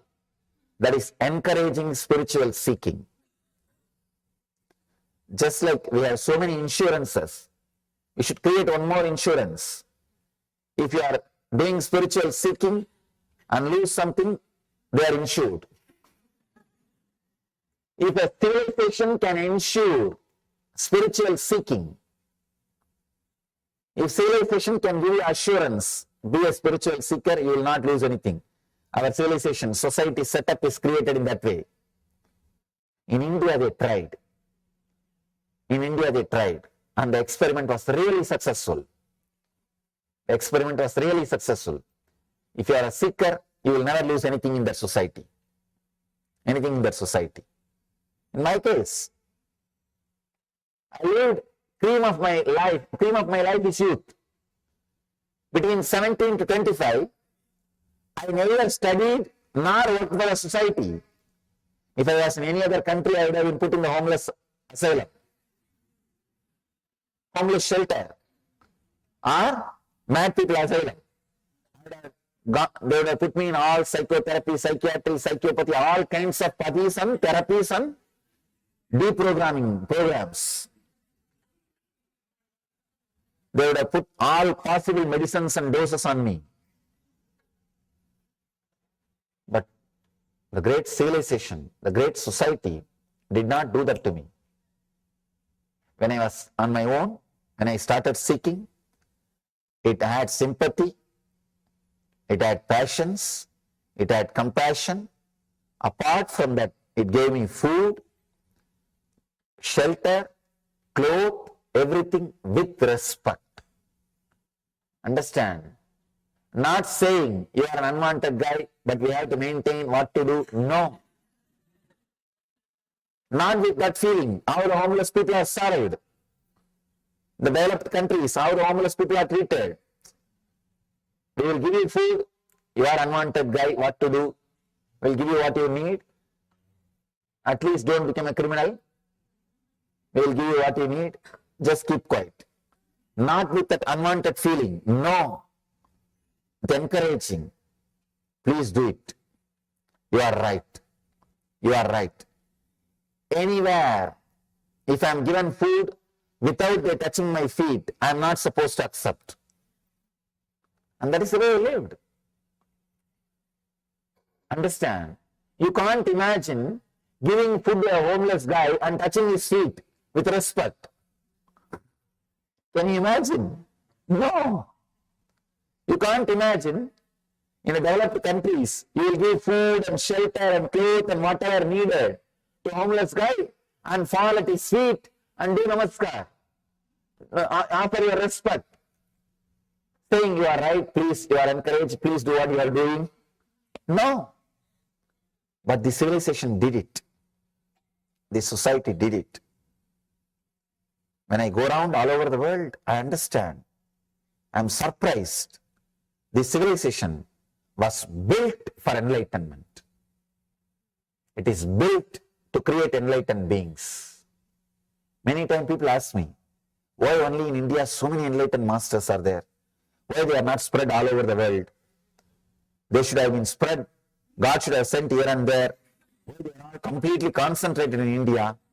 Please understand, it is not an accident. It is an incident. The civilization itself is prepared, trained, created for enlightened masters. Same way, there are many things missing. They don't have 911, as I told you yesterday. They don't have many things which developed countries have. But there are few things which no other civilization can produce. The insurance for seekers.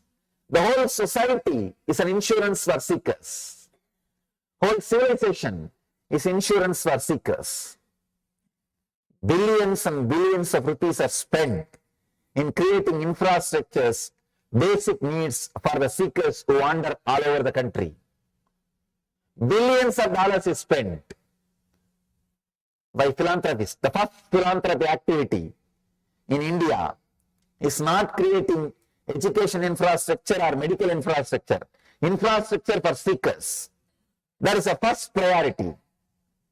In India, any rich man, see in the developed countries, any rich man, if he is fed up with the money, he wants to do charity. Only when he feds up with the money, he will do charity. When he feds up with the money, and he wants to do charity, in the developed countries, he may create an hospital, or he may create a school. But in India, if he is fed up with the money, and if he wants to do charity, first thing will be, he will create a monastery or a temple. Means infrastructure for seekers. The whole civilization is directed towards enlightenment, towards seeking. So only if you give assurance and respect for seeking, only the civilization which gives assurance and respect for seeking can be liberated from alcohol. If any civilization needs liberation from addiction of alcohol, if it wants to save its citizens from alcohol, the one and only way is encourage seeking. Encourage right knowledge.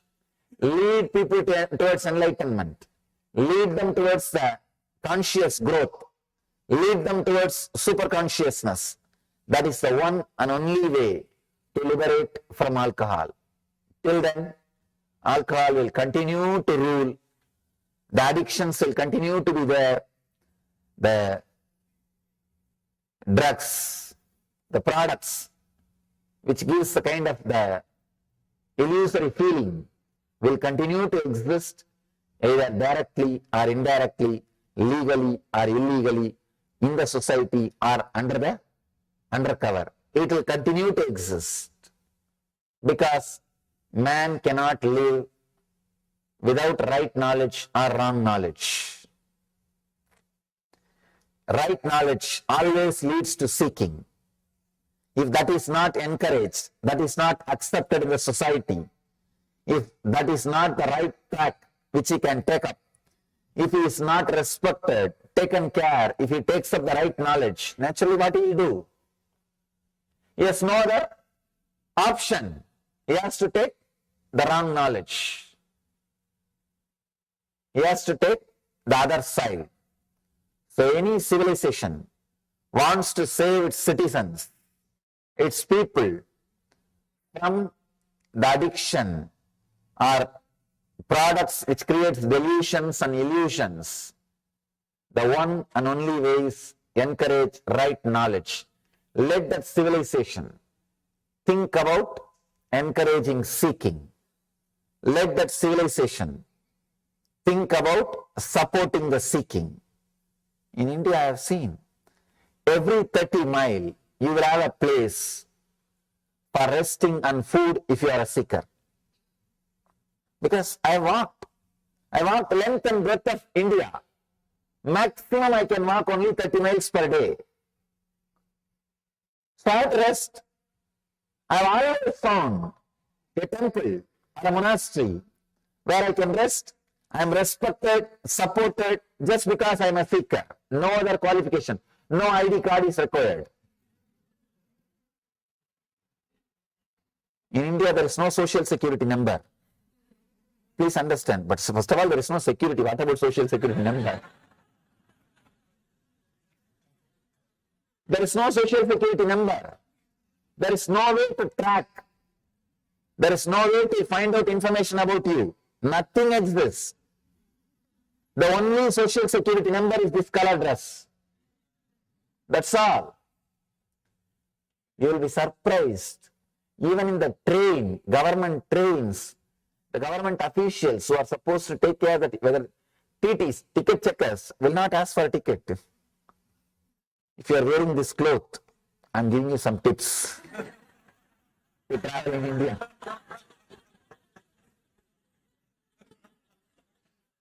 Now I am telling you from my experience.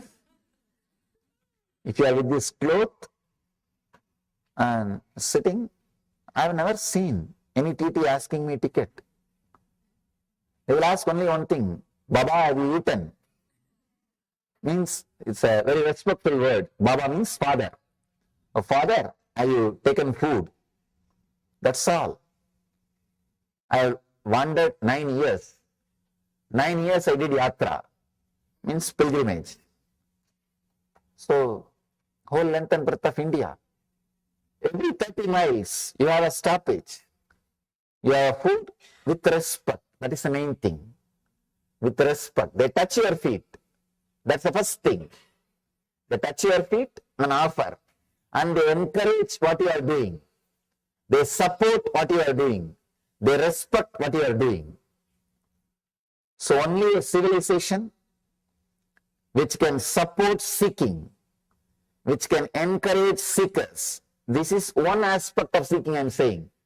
Even otherwise, even when you are living with your family, if the society knows you are a seeker, you have a different position. You have a different place. You have a different respect. That whole society, it is in their blood. So any civilization encourages seeking, supports seekers, will liberate itself from the wrong knowledge and the products which creates delusion. The products which creates delusion. In India, so much of population, I don't see so much of entertainment. Only recently, last 50 years only, so much of entertainment ideas are gathered. Otherwise, there is no theme park, there was no TV, there was no movie. There was nothing much of entertainment.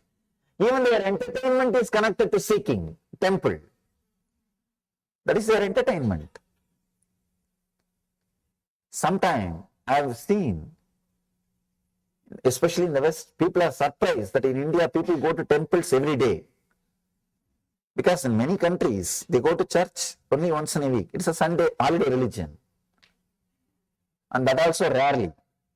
Not everybody. When I say people go to the temple regularly, every day, people are surprised. But that becomes their lifestyle. Not so much of entertainment. Even entertainment is this only. Prayer is entertainment. This is game. Everything. Everything is rooted at seeking, based at the search for enlightenment. So civilization which encourages right knowledge helps their citizens to go beyond wrong knowledge, to go beyond addictions. Right knowledge, wrong knowledge, the third pattern, third mental structure, third chitta vritti is imagination. This is another one big problem. This imagination can lead you to right knowledge or wrong knowledge. This can lead you to suffering or joy. If the imagination is used properly, rightly, it can lead you to ecstasy, joy, spiritual ecstasy. It can lead you to ultimate. You will be in the heaven.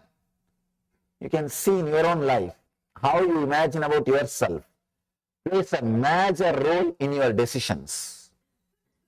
I've seen. Sometimes when I work with the people, the moment they get an imagination, strong imagination, no, I cannot continue this for whole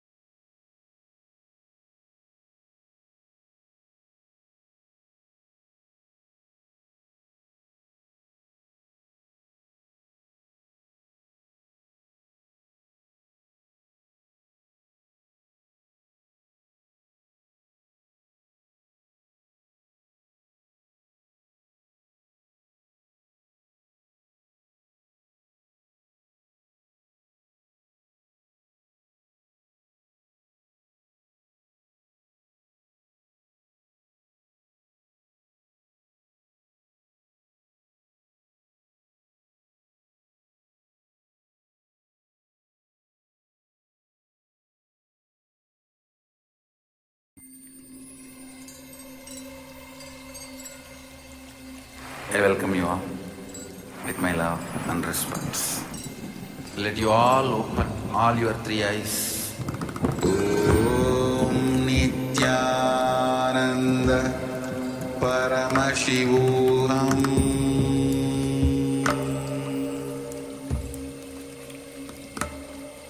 Om Nithyananda Paramashivoham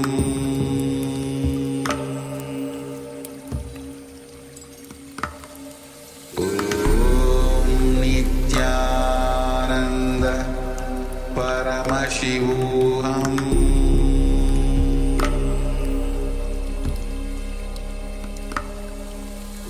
Om Nithyananda Paramashivoham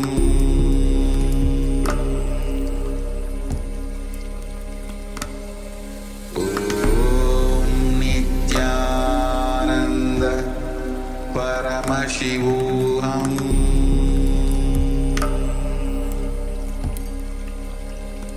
Paramashivoham Om Nithyananda Paramashivoham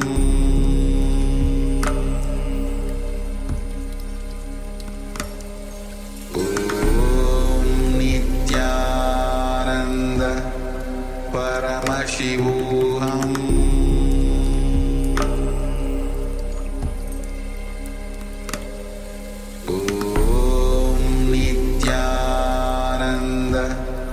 Paramashivoham Om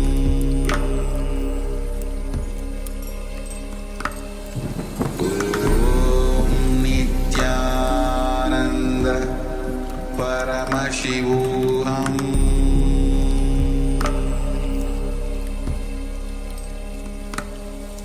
Om Nithyananda Paramashivoham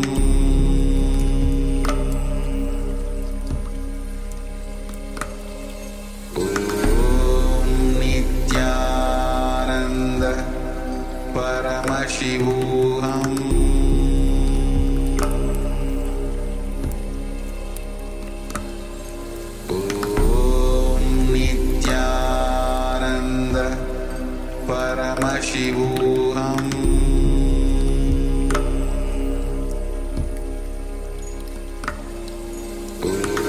Om Nithyananda Paramashivoham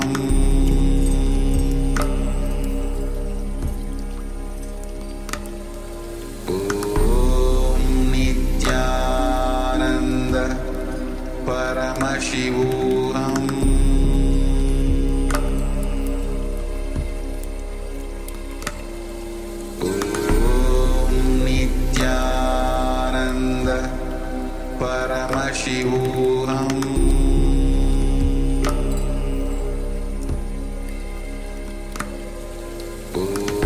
Om Nithyananda Paramashivoham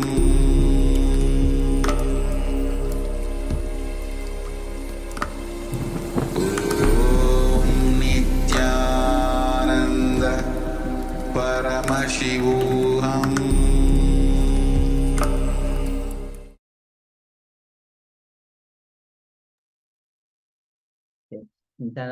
All of you. So this is the revelation by Swamiji on right knowledge and wrong knowledge.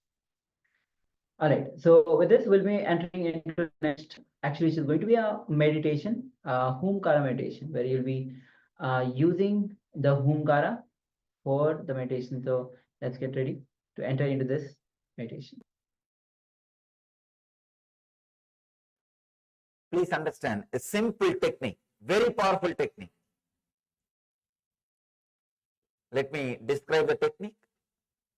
The night time before going to sleep, sit on your bed, switch off the light, be in a relaxed way, sit in a relaxed way. You should chant, create H-O-O sound, not loudly, internally. Visualize that sound is getting ringing, filling your whole being and create internally. Maybe little sound will come out. You can't keep completely silent when you chant, but it should fill you. I'm not saying chant as loudly as possible. I'm saying chant as intensely as possible.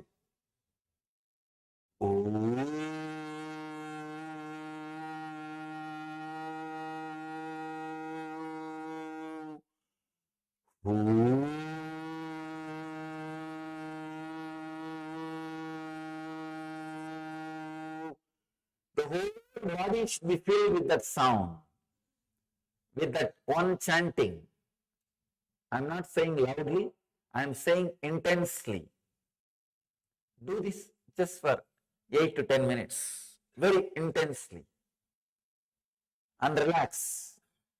You will see, you will be alive, aware, even during your sleep. When you are out of sleep, you will be fresh. You will be jumping out of your bed. Your walk from your bed to the bathroom will be a dance. It will not be just walk. It will be ecstatic dance. You will be fresh. It's a very powerful technique to move from sleep to samadhi, sleep to superconscious state. It's from Tantra tradition, means the 5,000-year-old spiritual secrets, spiritual techniques, very powerful technique. So, we can practice this technique just for 5 minutes. You can try so that you know how to chant. Close your eyes and internalize. Let it internally be chanted inside. Chant this mantra intensely inside. Close your eyes and chant the Homkara mantra inside.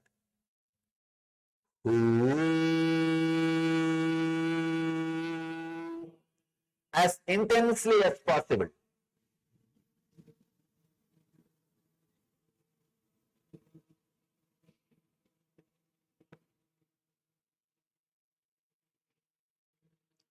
Very intensely.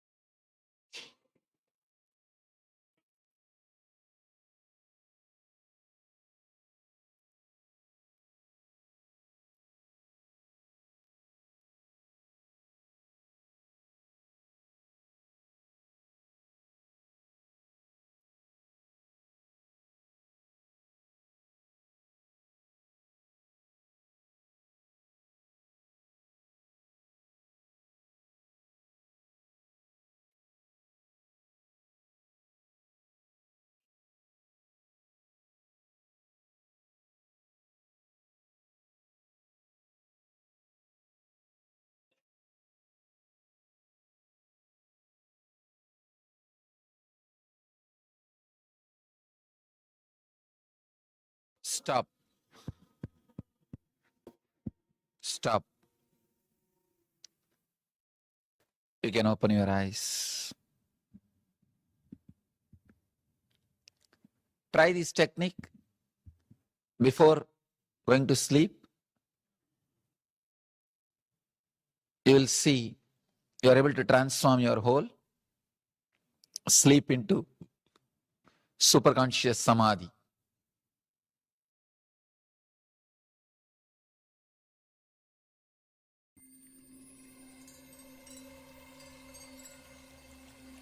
I welcome you all with my love and respect.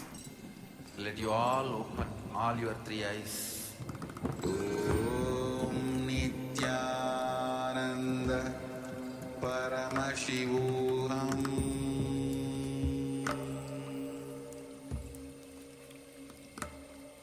Om Nithyananda Paramashivoham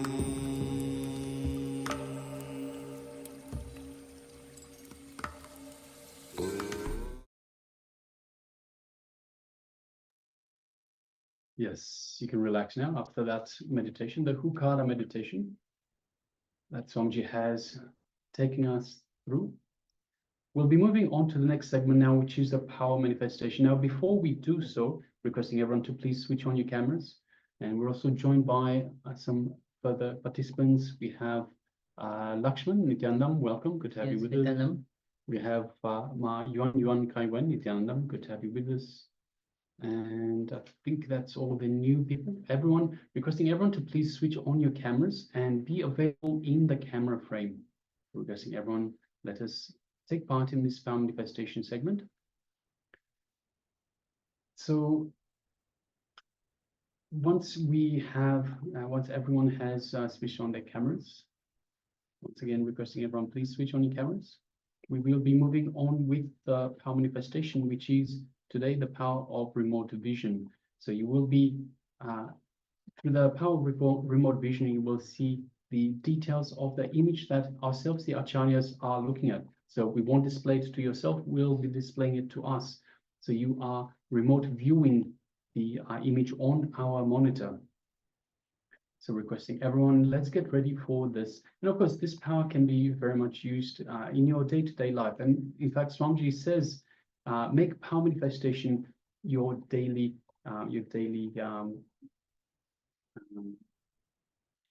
lifestyle. Yes. So requesting everyone, let's get ready for this power manifestation. Let's sit comfortably with the head, neck, and spine in a straight line. You can keep your eyes closed. Remove the visual distractions, the visual stimuli that might distract you from the power manifestation at hand. Let's sit comfortably with the head, neck, and spine in a straight line. And let's bring our awareness to our inner space. Our Anandagandha just below the heart center and above the navel center. So that is our Anandagandha. And understand the Anandagandha is the space that Swamiji has initiated us in to connect to him, to be in the space of oneness with him, with the divine. So let us do just that. Let us invoke Swamiji in our inner space. Let us bring Swamiji, invoke Swamiji just by mere remembrance of Swamiji. We invoke him in our inner space. So let's remember Swamiji in our inner space. Remember the essence that is Swamiji, that Swamiji represents, and the essence, everything that Swamiji means to us. Let us remember all of that in our inner space. Let us also remember all the wonderful moments that we cherish with Swamiji. Remember all of that in your inner space. So let us welcome Swamiji with gratitude, with love and compassion in our inner space. Let's feel that feeling connection that we have to the Master and bringing your awareness to this feeling connection, how it makes you feel. the warmth, the compassion that you feel, all the love that Swamiji is showering on you. And feel the space of oneness with Swamiji in your inner space.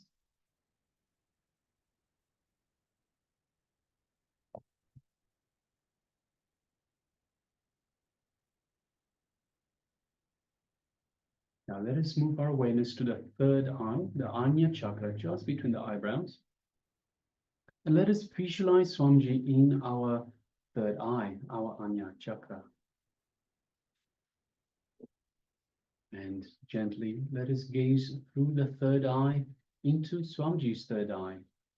Just gently, don't strain yourself, don't concentrate, just the way it would look at a flower.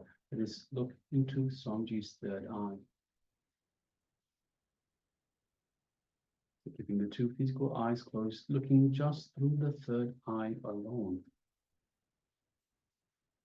We feel an energetic connection from the Master's third eye to our third eye. We feel a light buzzing sensation, light buildup of energy in our third eye. As Swamiji is awakening our third eye and energizing it for this power manifestation.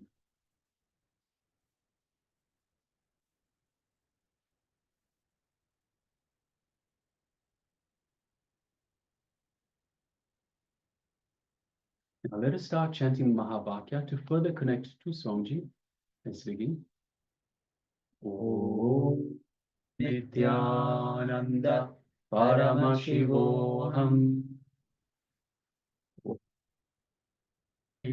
Nithyananda Paramashivoham Om Nithyananda Paramashivoham. Let's continue chanting the Mahavakya throughout this power manifestation. And from the space of oneness with Swamiji, let us start manifesting this power of remote vision. Seeing the image of that is being displayed on the Acharya's monitors. Let us start.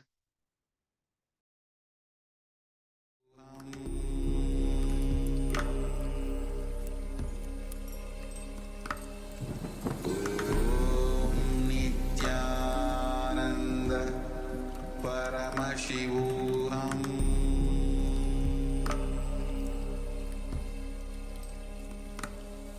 Om Nithyananda Paramashivoham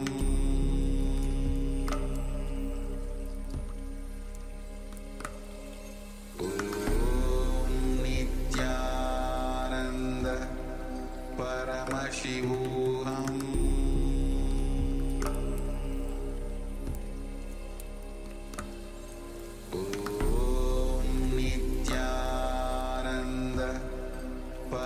Paramashivoham Om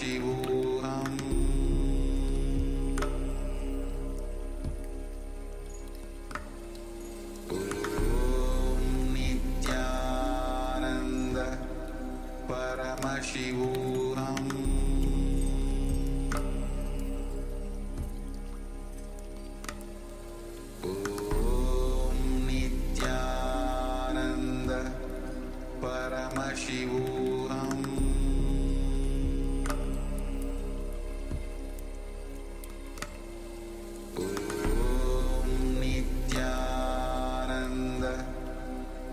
Paramashivoham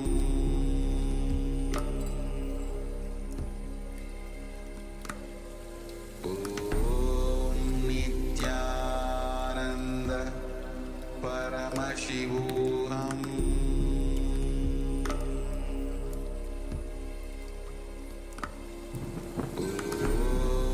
Nithyananda Paramashivoham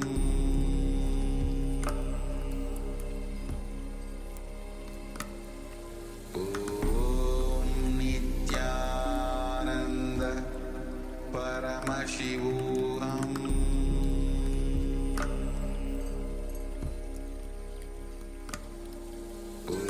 Om Nithyananda Paramashivoham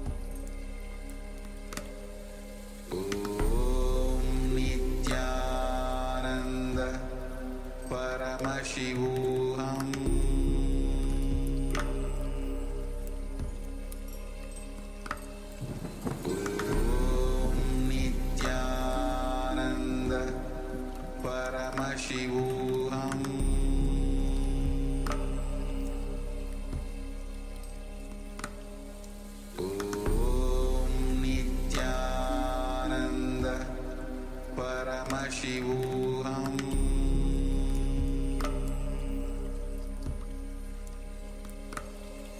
Om Nithyananda Paramashivoham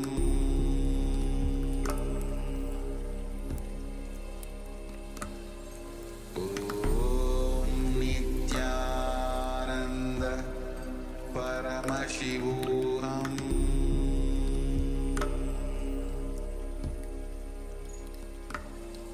Om Nithyananda Paramashivoham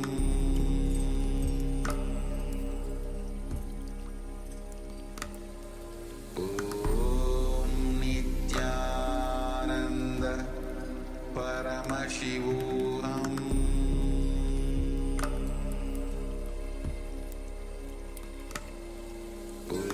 Om Nithyananda Paramashivoham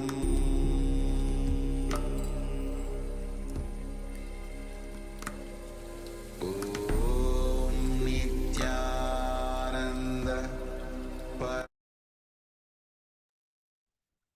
Yes, so now slowly you can relax and let's take a moment to share what details was revealed to you as you are manifesting these powers of third eye remote vision, seeing the details of the image that acharyas were looking at. So please go ahead, requesting all of you, Ma Magdalena, Lakshmaya, Ma Trinetkanda, Yang Milan, Ma Jodi, Termimos, Ma Teresa. We have Yuan, Zhang, Ji, Hao, Nithyanandam, everyone. Let's take a moment and start sharing. Yes, we already have one sharing. Ma Magdalena shares, I saw a golden ring with a ruby stone. Yes, thank you, Ma, for sharing. Thank you for sharing, Ma. Just checking on different social media platforms.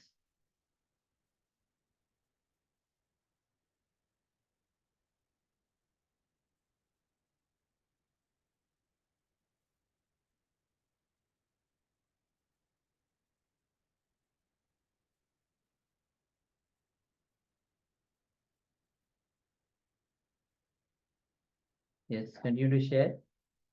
And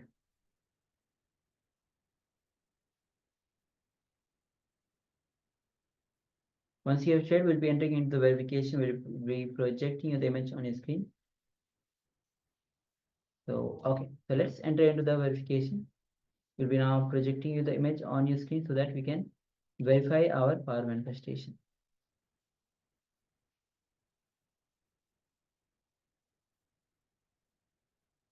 Yes, so this is the image.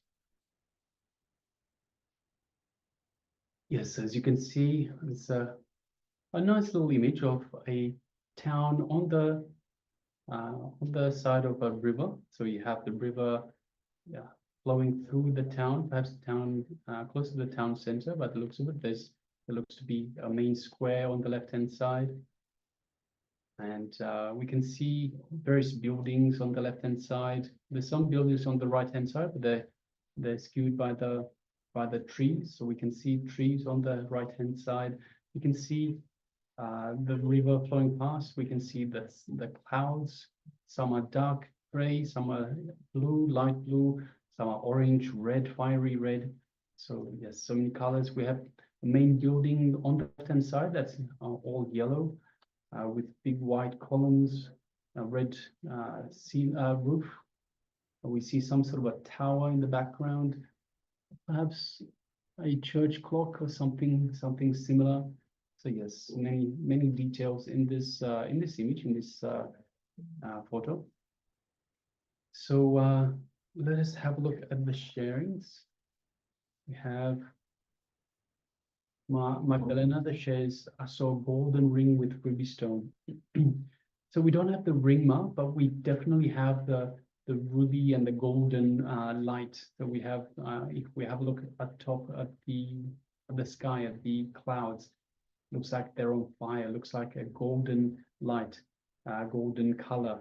And yes, ruby. We have The roof of the main building on the left-hand side looks somewhat like a ruby. So a ruby-like red. Yes, thank you very much for sharing, Mark, and congratulations for manifesting.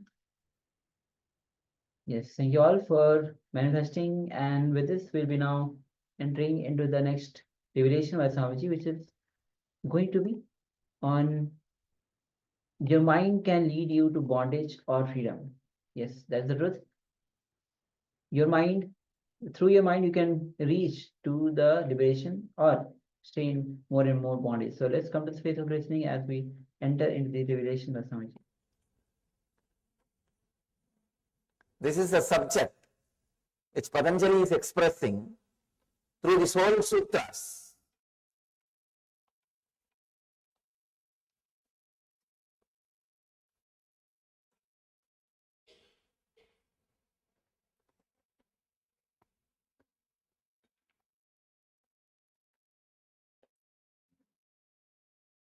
Illumining your comprehension means seeing things properly, with a proper light, with awakened vision. Your mind is your bondage. Your mind leads you to freedom. Mind can make anything out of anything. Any situation can be experienced as any situation. It can either enjoy or suffer the same situation. It can experience joy or being defamed in the same situation. It can comprehend pleasure or pain in the same situation. It can make you experience anything out of anything. I have seen people coming to me for healing. After 2 days, they will come. There will be few people, they will come with so much of joy. They will say, oh God, Swamiji, 50% disease has disappeared. I am surprised. How can this happen just by a touch? They will be in ecstasy, jumping. There are few people who come and tell, still 50% not healed, Swamiji. The deep suffering, sorrow. They don't, then when I ask them, how long this disease is there? They say it's there for 20 years. They don't even understand, which was there 20 years, melted down more than 50% within 2 days. They have wrong comprehension, unable to see what is happening. Mind can make anything out of anything. See, both are helped 50%. One guy is in ecstasy. God, I am helped. So much has happened. 50% got healed. The other guy is not even able to feel or enjoy that 50% he got healed. So this is the usual mind. You can comprehend anything out of anything. Any situation can be experienced as any situation.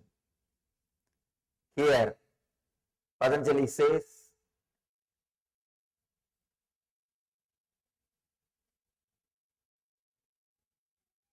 these 5 modifications: right knowledge, wrong knowledge, imagination, sleep, and memory. These 5 can be the reasons for your pleasure or pain, for your anguish or joy, for your peace or restlessness. You can use these 5 towards anything. Sometimes people ask me, how can right knowledge be the reason for suffering, Swamiji? how can we use right knowledge for suffering? Here Patanjali says all these five can be reason for suffering or joy. Please understand, many times I have seen people creating guilt out of right knowledge. I told you a story a few days before. People understand an enlightened person should be very calm, cool, collective, balanced. This is a kind of a right knowledge. But they use that knowledge and start creating guilt, expectations, difficulties inside them. Even right knowledge in the wrong hands can create suffering, can create difficulties. I have seen people having some idea about how life should be, this, that. Actually, if you see, it will be right knowledge, just like this situation. I was telling you a story, one Zen master crying when his master died. We have an idea, enlightened person should not cry. He is supposed to be balanced. It's a kind of a right knowledge only. But when you apply, misunderstand, misuse, it can create agony inside you. You can use that same idea to create guilt in you, or questions in you, doubt in you. Even right knowledge in the hands of wrong person can create suffering. Of course, wrong knowledge always creates suffering. People ask me. One more question. Patanjali says here, all these five can create joy or suffering. How can wrong knowledge create joy? Can create suffering, we know. How can wrong knowledge create joy? Sometimes accidentally, even wrong knowledge leads you to joy. Even wrong knowledge leads you to next level, next step. I have seen many instances. They may not know the reason, the right reason, but they do the right act. Without knowing right reason, without having the knowledge about right reason, but doing right act. That kind of situations, even wrong knowledge leads you to joy. Wrong knowledge leads you to pleasure. Actually, what really needs to happen inside us is a cognitive shift. Means your comprehension should be illumined. Straight away able to relate with the truth without difficulties, complications, torturing, straight away ability to relate with the truth. I have seen many times in my experience, people can neither resist the joy and ecstasy of being in my presence, but nor they can drop their arrogance, nor they can come out of their ego. They continue to come and continue to criticize something. I tell them, if you are feeling like criticizing, don't come, relax, be where you are. They are not able to, no. That we can't do. They will continue to come, but continue to criticize something. They can neither keep themselves away, nor completely able to surrender or relax. Means the wrong comprehension. The cognitive shift has not happened. Here, Patanjali emphasizes on cognitive shift. Let us understand all these 5 modifications. Right knowledge, wrong knowledge, imagination, sleep and memory. Yesterday we understood right knowledge and wrong knowledge. Today we'll enter into imagination. Imagination, same way, can lead you to joy or pain, suffering or ecstasy. See, almost all meditation techniques are based on imagination, except very few techniques. The clicks, what I call initiations, except the initiations directly from the master, all other techniques use imagination.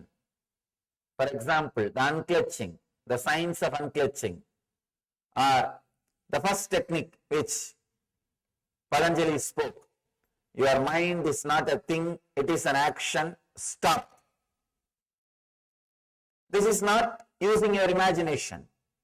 This is a straight initiation. Straight initiation, straight kick. Except this kind of initiations, this kind of clicks, all other techniques are using your imagination. When the imagination is used to lead to pleasure, to make you experience ecstasy, it is called meditation. The same imagination is used to lead you into suffering, it is called mind. There are only two things. Either your mind can continuously condition you, or it can continuously liberate you. Your imagination can either go this way or that way. It cannot stand still. It cannot stand still. We need to understand this one fact. We always think, I may not be progressing spiritually, but I am stuck somewhere where I am. No. Either you progress or you are going down. There is no such thing as stuck. Please be very clear. There is no such thing as stuck. Either you are going up or going down, like skiing. There is no such thing that you can stop or stand stuck. No. It doesn't happen in the inner field. If your imagination is used by you to liberate yourself, to uncondition yourself, it is called meditation. If your imagination is used to bind you more and more, to create more and more bondage, it is called mind. Conditioning. I have seen even the great knowledge about yoga, people start using it for one more conditioning. I have seen thousands of people reading Yoga Sutra, they will be depressed because they misuse this knowledge, they abuse this knowledge, they misinterpret this knowledge, they start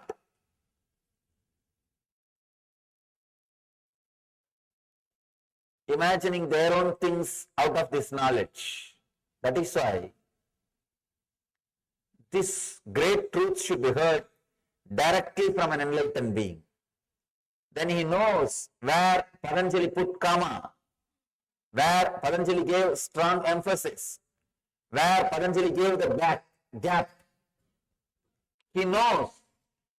Please understand, the other day I was reading a beautiful line. God is nowhere. Somebody put a comma next to W.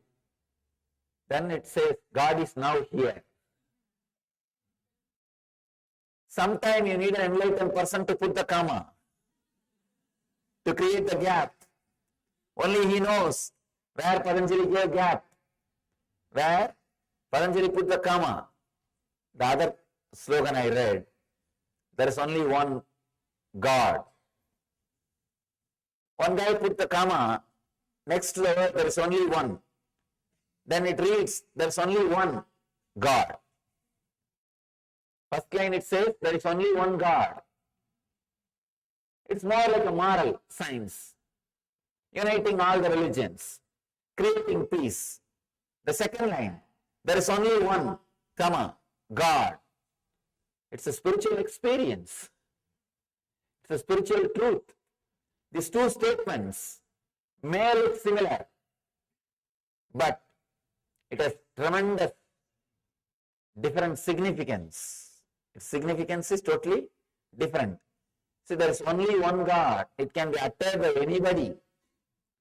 Everybody utters the same thing. But they say in the end, there is only one God, that is my God.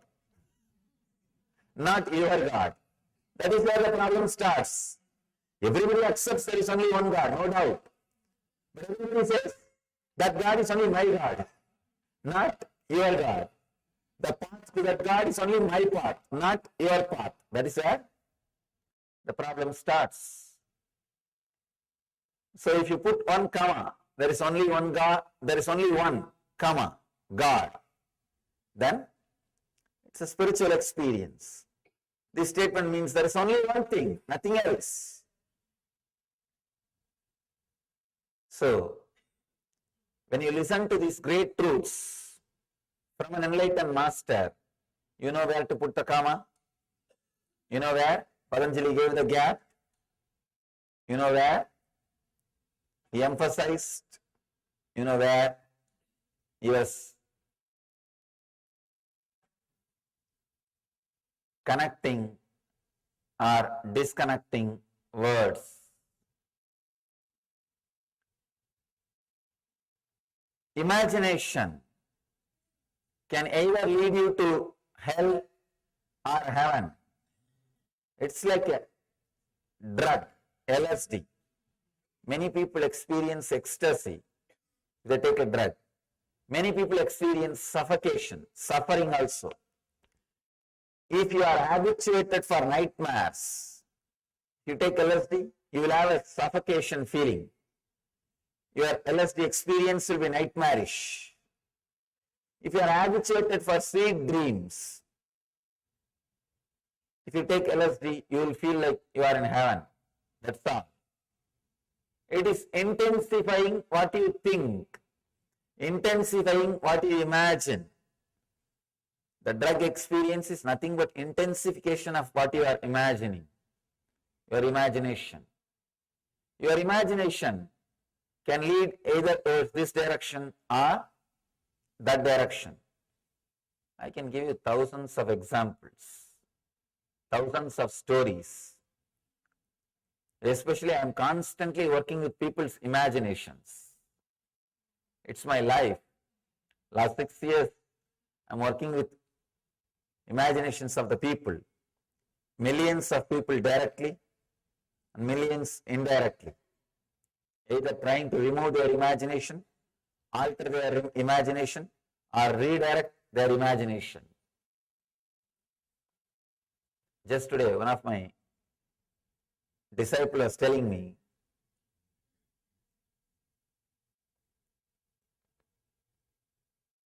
before she used to come regularly to the ashram, her daughter will always object, why are you going there? You are not attending us, you are not caring for us. The family pressure. Now, daughter also attended the program. Now she says, how could you come back? How could you be away from him? I am not able to. I am not able to be away from him. Earlier, how are you able to come back even after being around him? So her imagination, when she had wrong imagination, she was not able to relate with the mother. She was fighting with her, saying, where are you going? Now when she has the right imagination, she is fighting with her. Why did you come back? It's a mind. It is imagination. Continuously, I am working with imaginations of the people. Many times, the imaginations become so strong. they can either completely move from the spiritual path or completely get enlightened. People sometimes ask me, how can imagination lead to enlightenment? After all, it's mental activity. How can that lead you to enlightenment? It's like somebody taking poison. Taking poison is an action, but that can lead them to death beyond actions. Same way, the right imagination is taken, the mind will disappear, you will be beyond the mind. You will be beyond mind. You will be experiencing the no mind state or the ecstasy. The next thing, sleep. Patanjali says, sleep can lead you to joy or suffering, anguish or non-anguish. Almost 1/3 of our life we spend in sleeping. So if you understand the right technique for sleeping, 1/3 of your life you can spend in samadhi.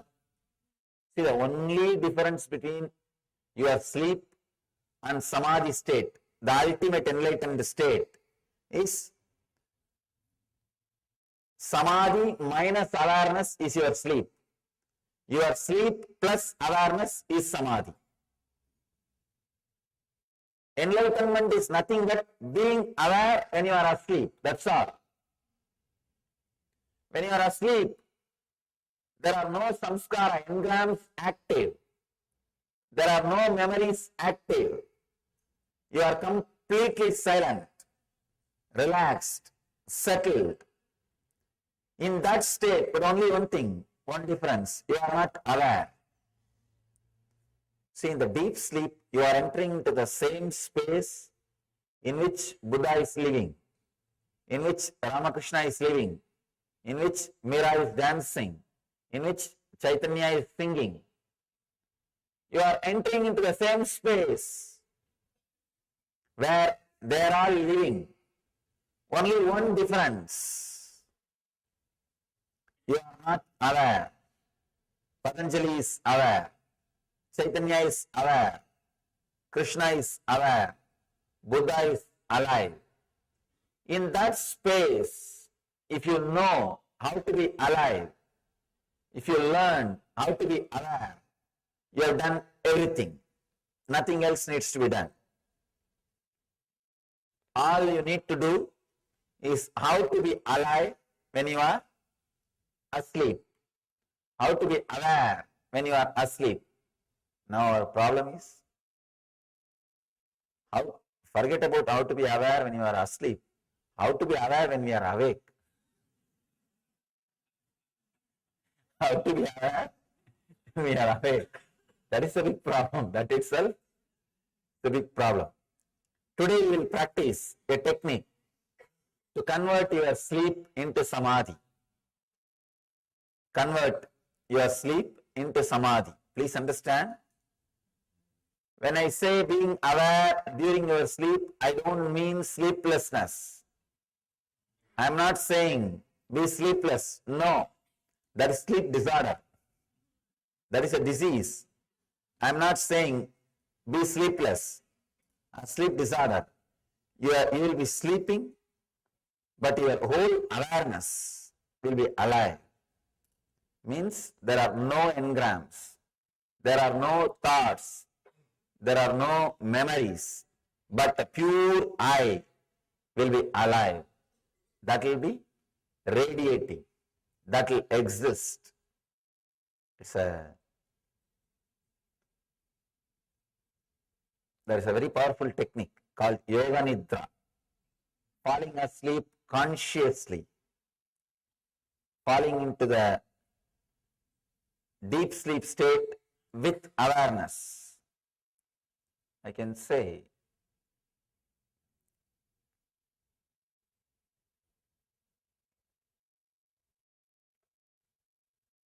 if you can drop into that state with awareness and come back, suddenly your whole system will be new. Your whole system will be different. Your whole system will respond to the world in a completely different way. If you fall asleep, if you sleep very deeply, if you have a good sleep and come out, your system will be fresh. It will respond to the world in a very different way. If you are stuck in the dream state and come out, your system will be different and it will not respond properly to the life, to the day. If you fall into the samadhi and come out, if you fall into that deeper state than the deep sleep and come out, you will eternally respond to this world only through joy, only through bliss. That is why we call that state as eternal bliss. If you experience that state and come out, you will see you are radiating eternal bliss, eternal joy. Sleep is one of 5 modifications Patanjali speaks about. There is so much we can talk about sleep. So much can be said about sleep. Maybe instead of saying, we'll use a technique by the end of today's session. A very powerful technique. How to relax with awareness. How to go into deepest states of sleep with awareness. Usually we don't sleep more than 20 to 25 minutes. Then we come back, continue to dream, play in the dream world, then again fall asleep. After 20 to 25 minutes, come back and move in the dream state, have some dreams, then again fall asleep. That is why early morning when we get up, we don't feel we had a good rest. Because you never rested. You are continuously playing the game. Your body might be resting or your body might be relaxing, but you are not in a relaxed mood. You are not completely resting. You are not aware. You are not in peace. The sleep can be used for suffering or joy. That state can be manipulated to reach samadhi state or to be in suffering state. I have seen people using sleep to lead to suffering. Either they oversleep or they continue to suffer without sleep, sleeplessness or oversleeping. If they don't sleep in the night time, the chronic fatigue will be there in their body.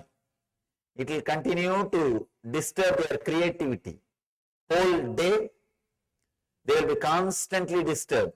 The creativity will not express. Or if they sleep whole day, there is no time for creativity. There is no possibility for creativity. Sometimes people wake up only sun comes through the window. Sometimes the bad part of this whole thing is windows to the west side.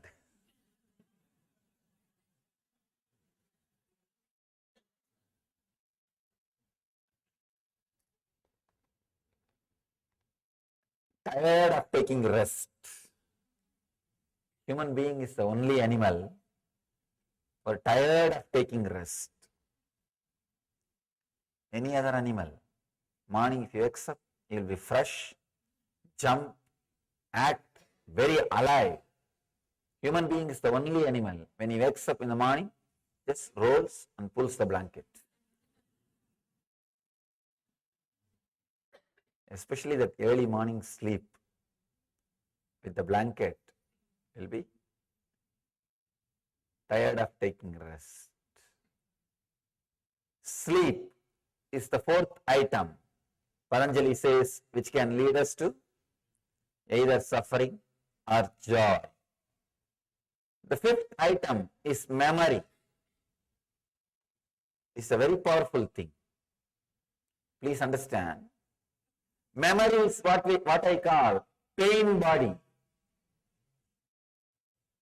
Here, with the right knowledge, only with your action, connection with it can create suffering or joy. With the wrong knowledge, only your response can create joy or pain. With imagination, only your supporting to imagination, only that can create joy or pain. With the sleep, your support to your sleep, your thought also. If it is done, only then you will have joy or pain. But with memory, you don't need to do anything. They are independent. Suddenly they will come up, they will occupy the whole inner space, put you in suffering. For no reason. You can't say, why did you come? They are uninvited guests. Memory is uninvited guest. Suddenly you will come and create so much of joy in your inner space and fill you with ecstasy. You can't ask, how did you come? Why did you come? Who invited you? No. Suddenly some memories will raise. You know you are in joy. You are in ecstasy. Why that memory came? Why so strongly it came? You can neither question nor understand. Suddenly you know the memory of Master is inside you. For last 10 minutes you are in ecstasy. You are in joy. Just soaked in his memory. Being in his presence. You can't say, why did this memory came?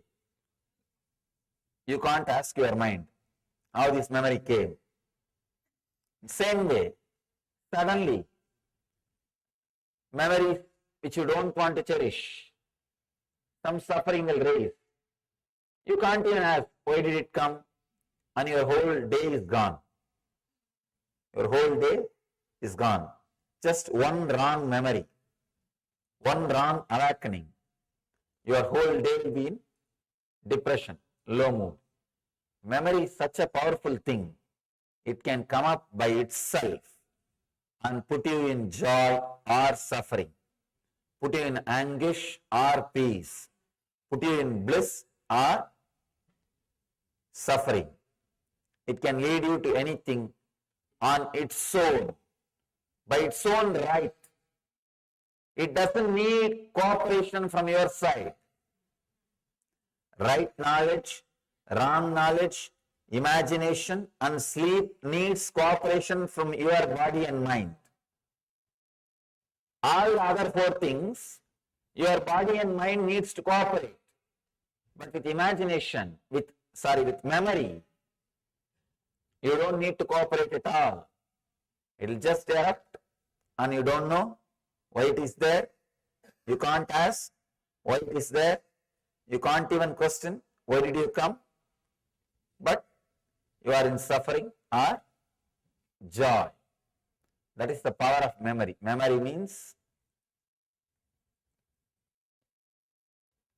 the ideas, thoughts, imaginations, visualizations collected, which is still alive inside your system. One important thing, if your memory is complete, it won't lead you to suffering, it will lead you to joy. But it is not complete.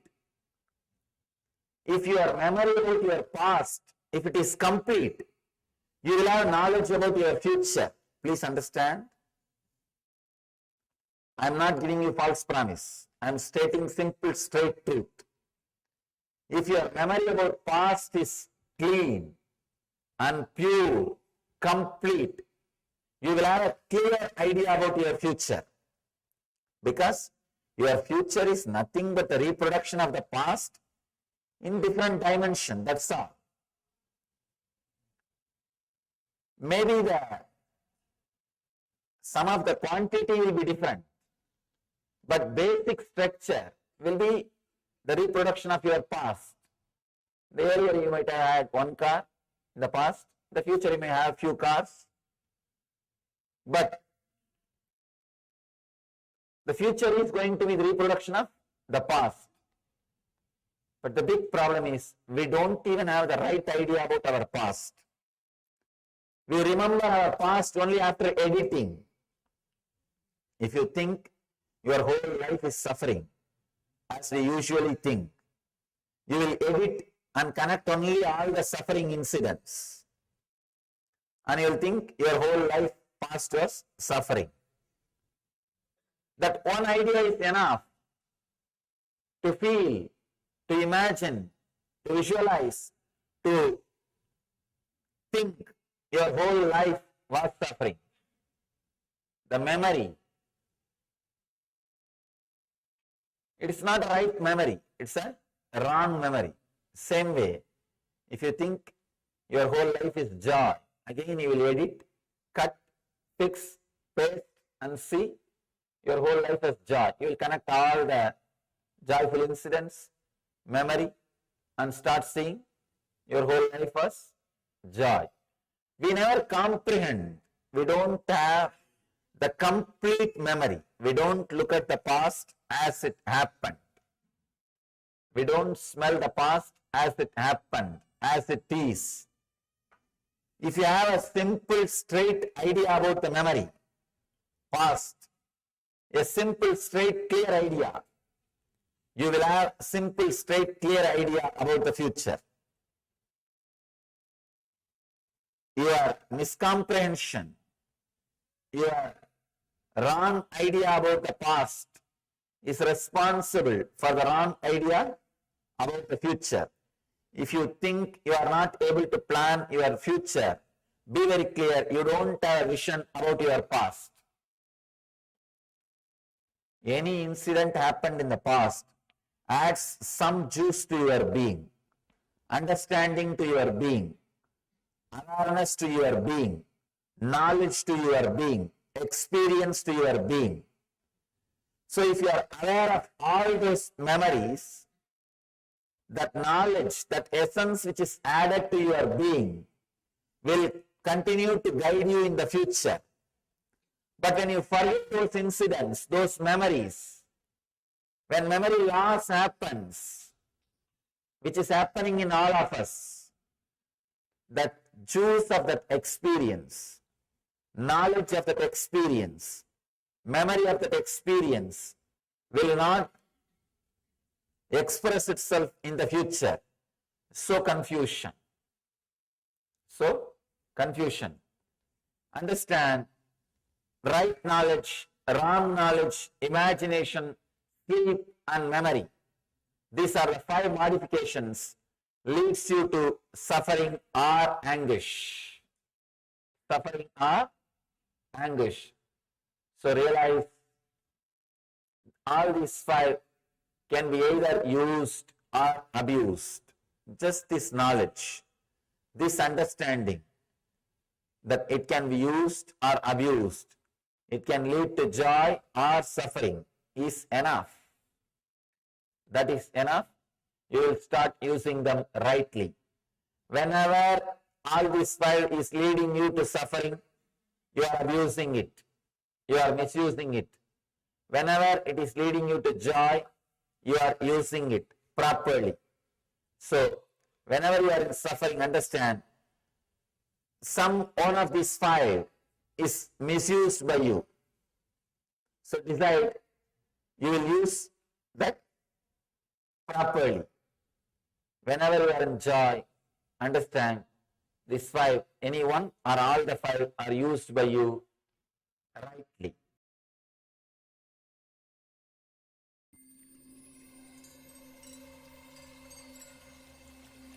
I welcome you all with my love and respect. Let you all open all your 3 eyes. Om Nithyananda Paramashivoham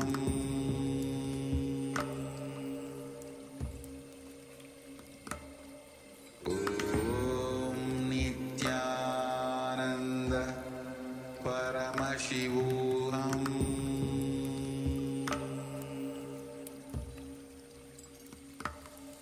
Om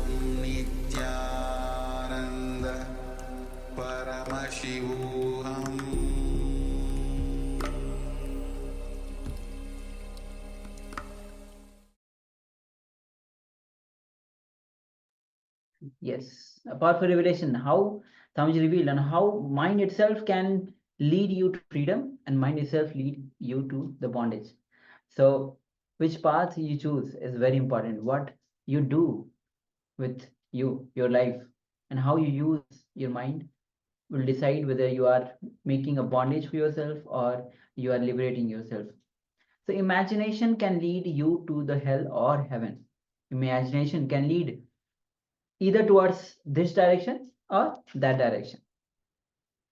Yes, your mind is your bondage. Understand, your mind is your bondage. Your mind leads you to freedom. Your mind can make anything out of anything. Any situation can be experienced as any situation, can be experienced as pleasure, can be experienced as pain, suffering. The same situation.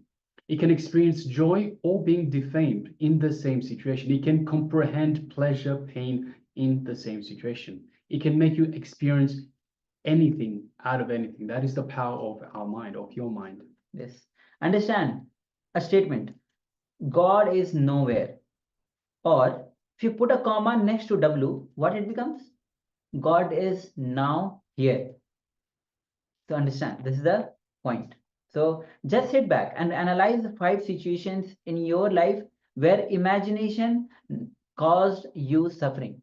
So understand with this statement, God is nowhere. This has totally different meaning. And where you put the comma, if you put the comma just before that, same statement becomes God is now here. In the same way, look into your life where imaginations have caused your suffering, because as in previously mentioned, that imagination can lead you to either hell or heaven. Imagination can lead you towards this direction or that direction. That's why it's important to understand that how you're using your imagination. So sit back, analyze 5 situations in your life, what caused, how imagination caused you a suffering. So let's enter into it.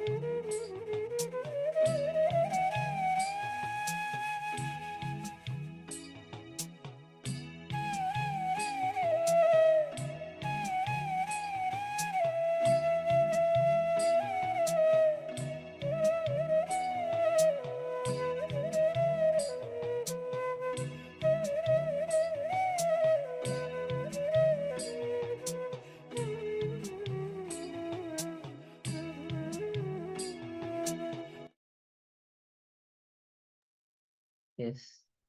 Now slowly you can relax. And now let's move on with the next revelation by Swamiji. Actually, this is going to be a revelation by how to break free from the past conditioning. So let's get ready to enter into this revelation by Swamiji on how to break free from the past conditioning. Come to the space of listening and let's enter into this revelation by Swamiji. This is the subject which Patanjali is expressing through this whole sutras.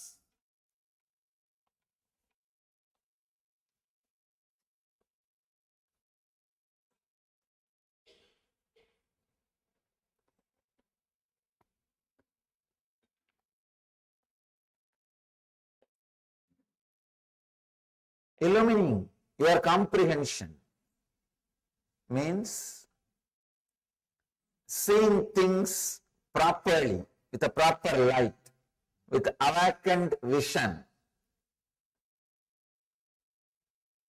Your mind is your bondage. Your mind leads you to freedom. Mind can make anything out of anything.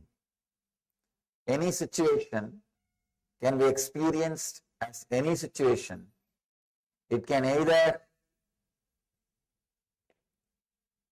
enjoy or suffer the same situation.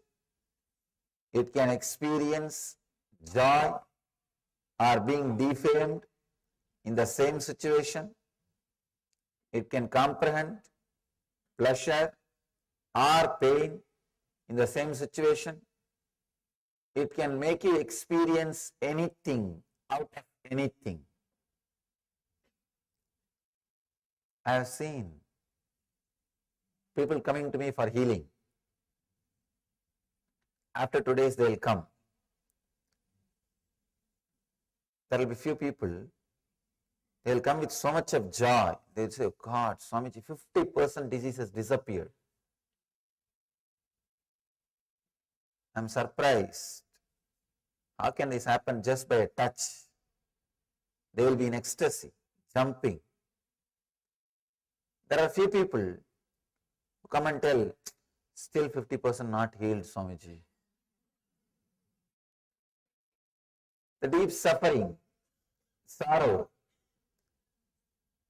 They don't, then I ask them, when I ask them, how long this disease is there? They say it's there for 20 years. They don't even understand, which was there 20 years, melted down more than 50% within 2 days. They have wrong comprehension, unable to see what is happening. Mind can make anything out of anything. See, both are helped 50%. One guy is in ecstasy. God, I am helped. So much has happened.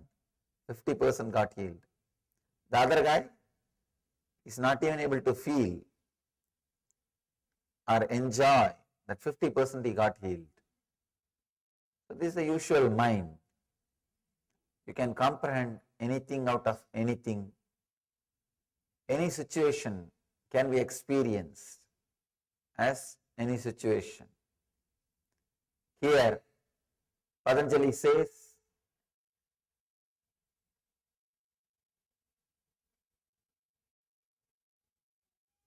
these 5 modifications: right knowledge, wrong knowledge, imagination, sleep, and memory.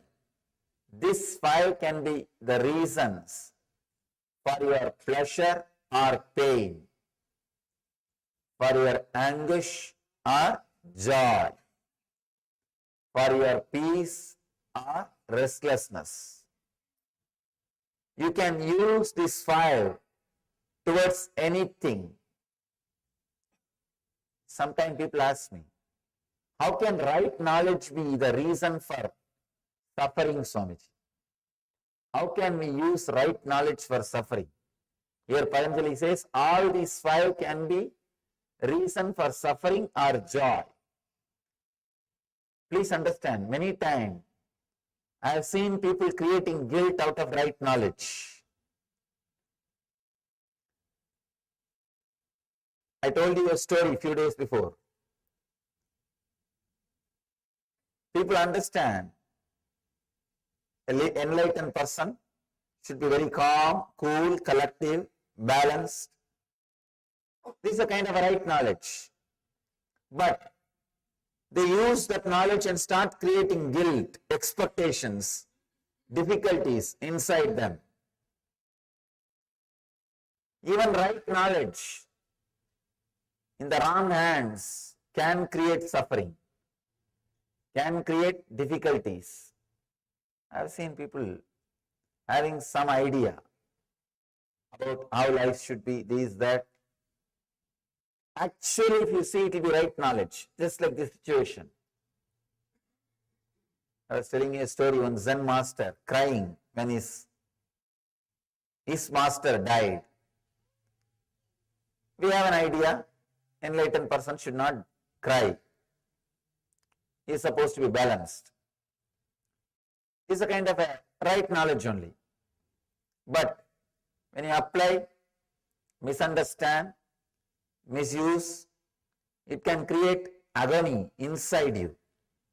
You can use that same idea to create guilt in you, or questions in you, doubt in you. Even right knowledge in the hands of wrong person can create suffering. Of course, wrong knowledge always creates suffering. People ask me. One more question. Patanjali says here, all these five can create right, can create joy or suffering. How can wrong knowledge create joy? Can create suffering, we know. How can wrong knowledge create joy? Sometimes accidentally, even wrong knowledge leads you to joy. Even wrong knowledge leads you to next level, next step. I have seen many instances. They may not know the reason, the right reason, but they do the right act. Without knowing right reason, without having the knowledge about right reason, but doing the right act. That kind of situations, even wrong knowledge leads you to joy. Wrong knowledge leads you to pleasure. Actually, what really needs to happen inside us is a cognitive shift. Means your comprehension should be illumined. Straight away able to relate with the truth without difficulties, complications, torturing, straight away ability to relate with the truth. I have seen many times in my experience, people can neither resist the joy and ecstasy of being in my presence, but nor they can drop their arrogance, nor they can come out of their ego. They continue to come and continue to criticize something. I tell them, if you are feeling like criticizing, don't come, relax, be where you are. They are not able to, no. That we can't do. They will continue to come, but continue to criticize something. They cannot, they can neither keep themselves away, nor completely able to surrender or relax. Means the wrong comprehension. The cognitive shift has not happened. Here, Patanjali emphasizes on cognitive shift. Let us understand all these five modifications. Right knowledge, wrong knowledge, imagination, sleep and memory. Yesterday we understood right knowledge and wrong knowledge. Today we enter into imagination. Imagination, same way, can lead you to joy or pain, suffering or ecstasy. See, almost all meditation techniques are based on imagination, except very few techniques. The clicks, what I call initiations, except the initiations directly from the master, all other techniques use imagination. For example, the unclutching, the science of unclutching, or the first technique which Patanjali spoke. Your mind is not a thing, it is an action, stop. This is not using your imagination. This is a straight initiation. Straight initiation, straight kick. Except this kind of initiations, this kind of clicks, all other techniques are using your imagination. When the imagination is used to lead to pleasure, to make you experience ecstasy, it is called meditation. The same imagination is used to lead you into suffering, it is called mind. There are only two things. Either your mind can continuously condition you, or it can continuously liberate you. Your imagination can either go this way or that way. It cannot stand still. It cannot stand still. We need to understand this one fact. We always think, I may not be progressing spiritually, but I am stuck somewhere where I am. No. Either you progress or you are going down. There is no such thing as stuck. Please be very clear. There is no such thing as stuck. Either you are going up or going down, like skiing. There is no such thing that you can stop or stand stuck. No. It doesn't happen in the inner field. If your imagination is used by you to liberate yourself, to uncondition yourself, it is called meditation. If your imagination is used to bind you more and more, to create more and more bondage, it is called mind. Conditioning. I have seen even the great knowledge about yoga, people start using it for one more conditioning. I have seen thousands of people reading Yoga Sutra, they will be depressed because they misuse this knowledge, they abuse this knowledge, they misinterpret this knowledge, they start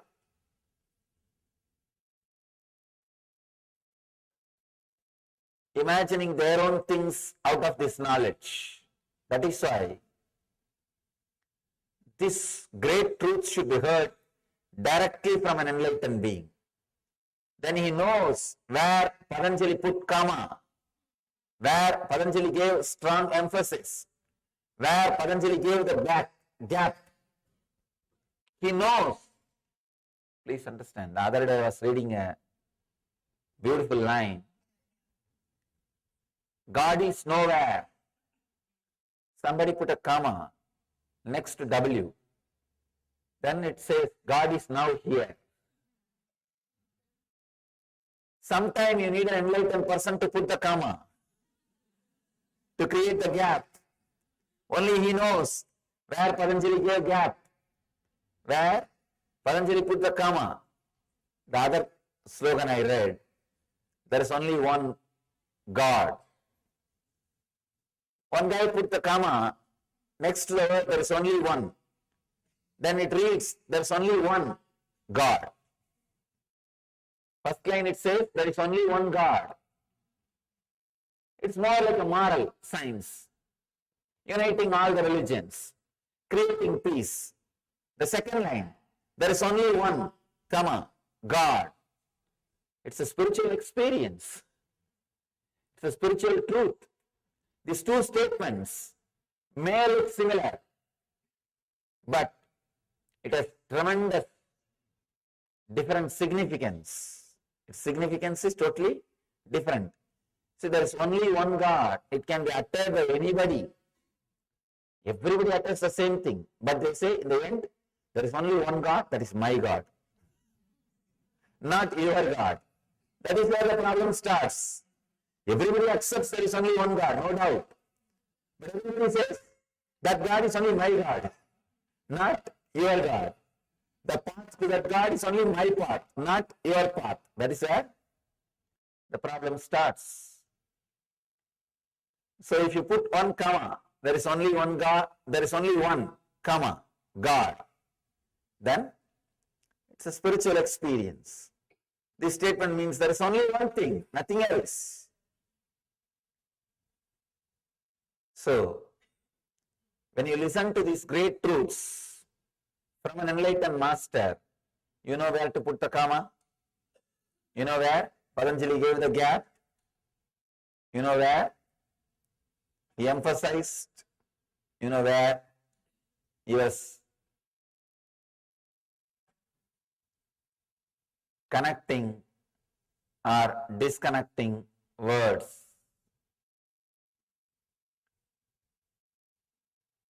Imagination can either lead you to hell or heaven.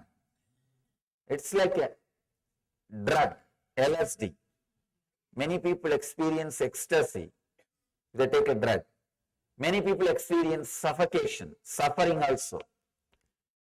If you are habituated for nightmares, you take LSD, you will have a suffocation feeling. Your LSD experience will be nightmarish. If you are habituated for sweet dreams, if you take LSD, you will feel like you are in heaven. That's all. It is intensifying what you think, intensifying what you imagine. The drug experience is nothing but intensification of what you are imagining. Your imagination. Your imagination can lead either towards this direction or that direction. I can give you thousands of examples, thousands of stories. Especially I am constantly working with people's imaginations. It's my life. Last 6 years I am working with imaginations of the people. Millions of people directly and millions indirectly. Either trying to remove their imagination, alter their imagination, or redirect their imagination. Just today, one of my disciples was telling me,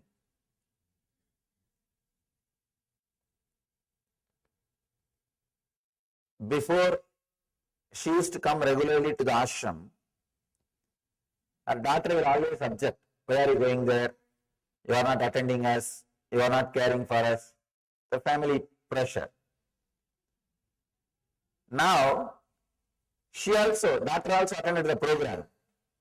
Now she says, how could you come back? How could you be away from him? I am not able to. I am not able to be away from him. Earlier, how are you able to come back even after being around him? So her imagination, when she had wrong imagination, she was not able to relate with the mother. She was fighting with her, saying, where are you going? Now when she has the right imagination, she is fighting with her. Why did you come back? It's a mind. It is imagination. Continuously, I am working with imaginations of the people. Many times, the imaginations become so strong, they can either completely move from the spiritual path or completely get enlightened. People sometimes ask me, how can imagination lead to enlightenment? After all, it's mental activity. How can that lead you to enlightenment? It's like somebody taking poison. Taking poison is an action, but that can lead them to death beyond actions. Same way, the right imagination is taken, the mind will disappear, you will be beyond the mind. You will be beyond mind. You will be experiencing the no mind state or the ecstasy. The next thing, sleep. Patanjali says, sleep can lead you to joy or suffering, anguish or non-anguish. Almost 1/3 of our life we spend in sleeping.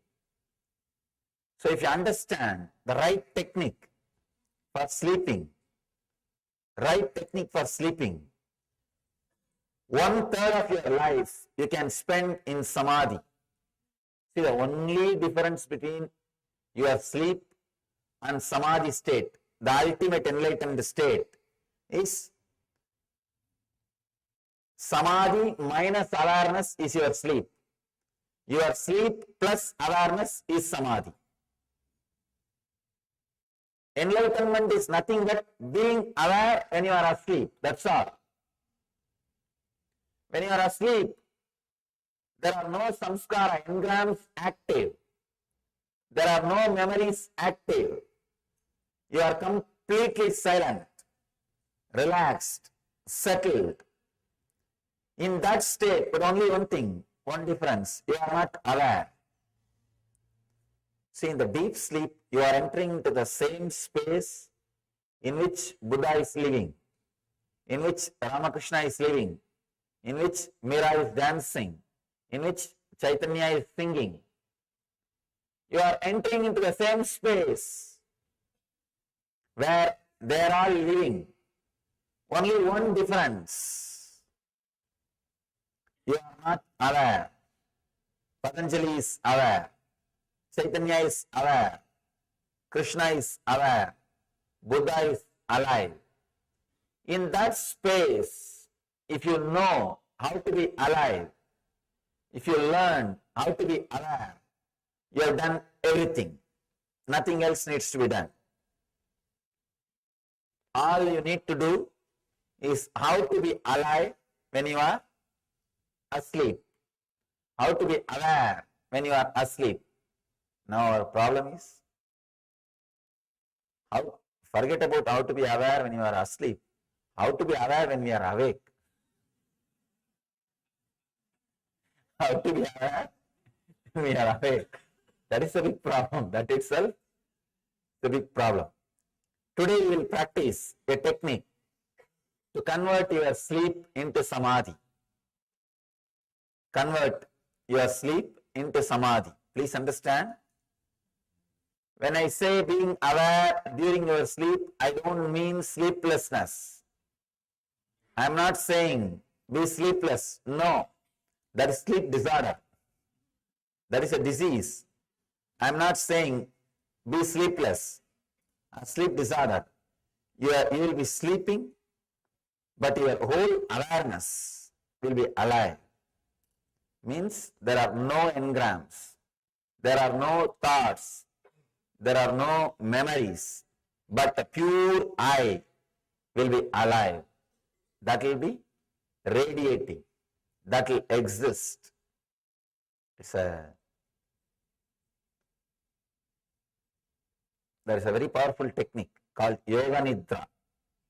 Falling asleep consciously. Falling into the deep sleep state with awareness. I can say,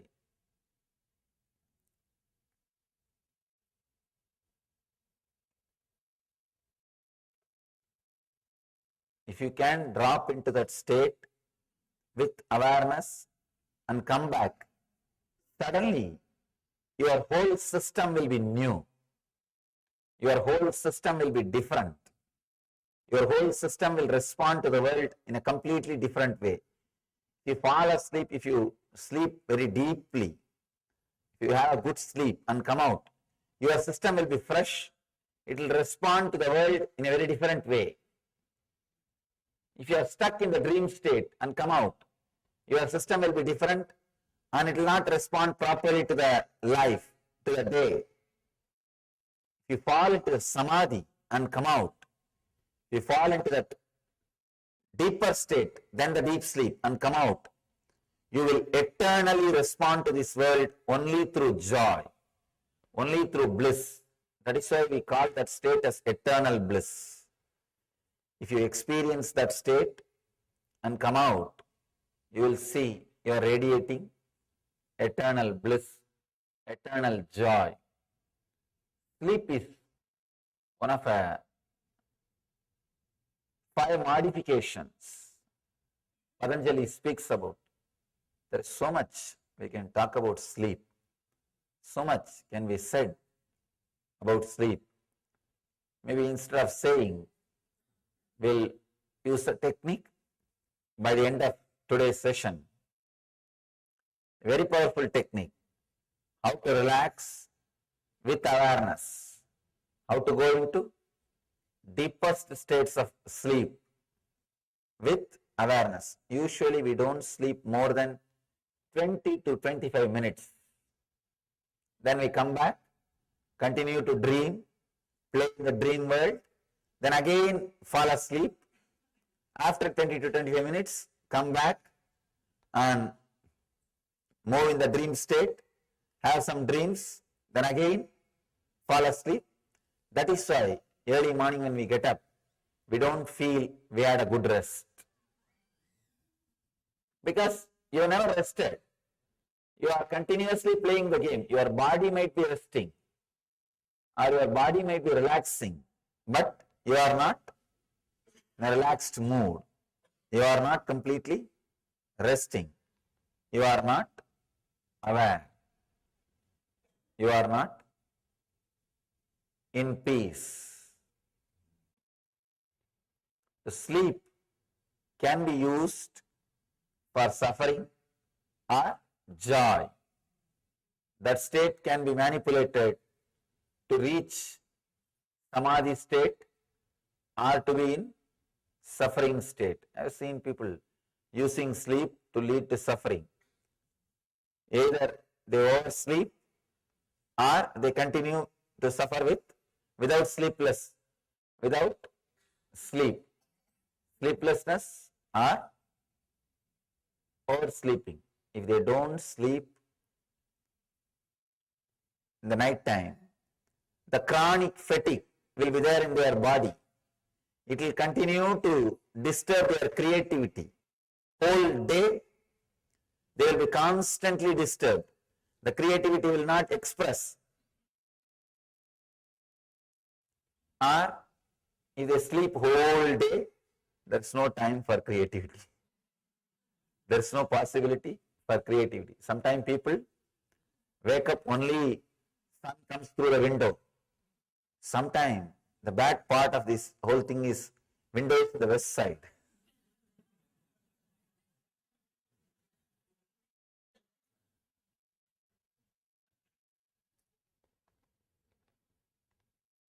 Tired of taking rest. Human being is the only animal who are tired of taking rest. Any other animal, morning if you wake up, you will be fresh, jump, act very alive. Human being is the only animal, when he wakes up in the morning, just rolls and pulls the blanket. Especially that early morning sleep with the blanket will be tired of taking rest. Sleep is the 4th item, Patanjali says, which can lead us to either suffering or joy. The 5th item is memory. It's a very powerful thing. Please understand. Memory is what I call pain body. Here, with the right knowledge, Only with your action, connection with it can create suffering or joy. With the wrong knowledge, only your response can create joy or pain. With imagination, only your supporting to imagination, only that can create joy or pain. With the sleep, your support your sleep, your thought also. If it is done, only then you will have joy or pain. But with memory, you don't need to do anything. They are independent. Suddenly they will come up, they will occupy the whole inner space, put you in suffering. For no reason. You can't say, why did you come? They are uninvited guests. Memory is uninvited guest. Suddenly you will come and create so much of joy in your inner space and fill you with ecstasy. You can't ask, how did you come? Why did you come? Who invited you? No. Suddenly some memories will raise. You know you are in joy. You are in ecstasy. Why that memory came? Why so strongly it came? You can neither question nor understand. Suddenly you know the memory of Master is inside you. For last 10 minutes you are in ecstasy. You are in joy. Just soaked in his memory. Being in his presence. You can't say, why did this memory came? You can't ask your mind how this memory came. Same way, suddenly, memories which you don't want to cherish, some suffering will raise. You can't even ask, why did it come? And your whole day is gone. Your whole day is gone. Just one wrong memory, one wrong awakening. Your whole day will be in depression, low mood. Memory is such a powerful thing. It can come up by itself and put you in joy or suffering, put you in anguish or peace, put you in bliss or suffering. It can lead you to anything on its own, by its own right. It doesn't need cooperation from your side. Right knowledge, wrong knowledge, imagination and sleep needs cooperation from your body and mind. All the other four things, your body and mind needs to cooperate. But with imagination, with memory, you don't need to cooperate at all. It will just erupt and you don't know why it is there. You can't ask why it is there. You can't even question why did you come. But you are in suffering or joy. That is the power of memory. Memory means the ideas, thoughts, imaginations, visualizations collected, which is still alive inside your system. One important thing, if your memory is complete, it won't lead you to suffering, it will lead you to joy. But it is not complete.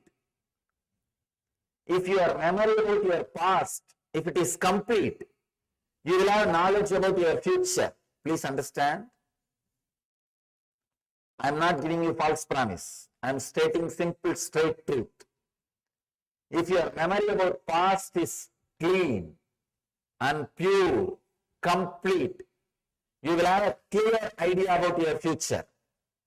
Because your future is nothing but the reproduction of the past in different dimension. That's all. Maybe some of the quantity will be different, but basic structure will be the reproduction of your past. There you might have had one car in the past, in the future you may have few cars, but the future is going to be the reproduction of the past. But the big problem is we don't even have the right idea about our past. We remember our past only after editing. If you think your whole life is suffering, as we usually think, you will edit and connect only all the suffering incidents. And you will think your whole life past was suffering.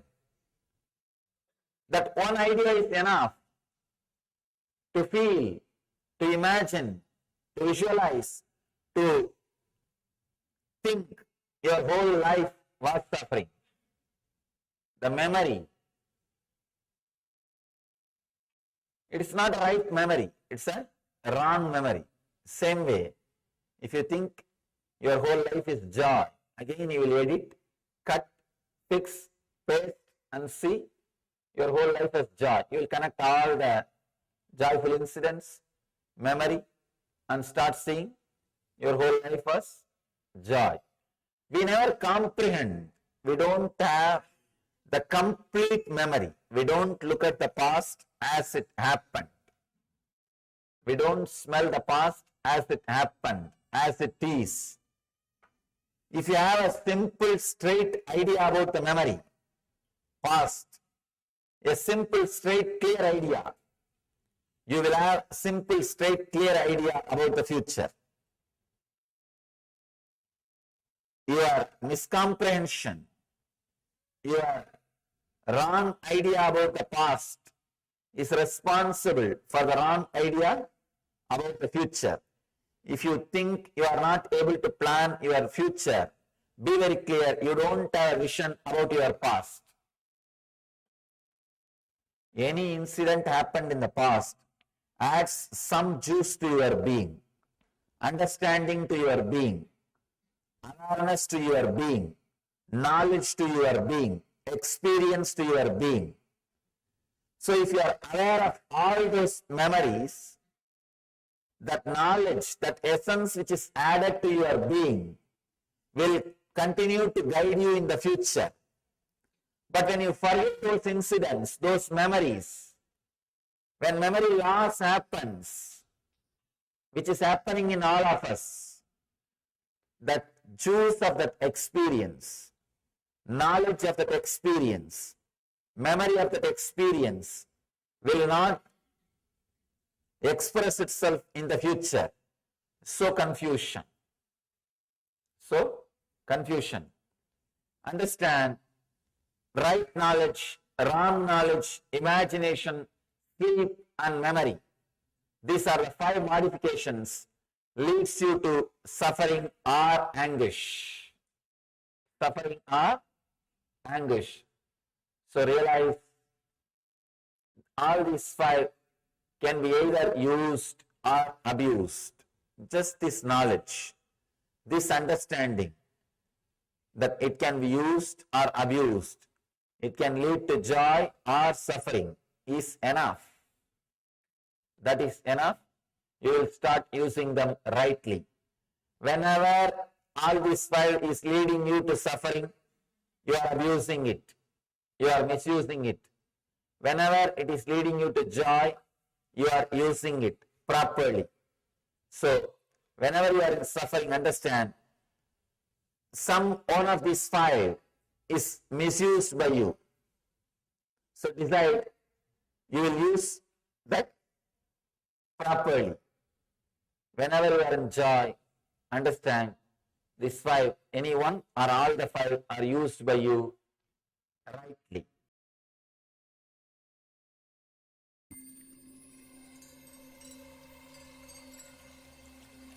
I welcome you all with my love and respect. Let you all open all your 3 eyes. Om Nithyananda Paramashivoham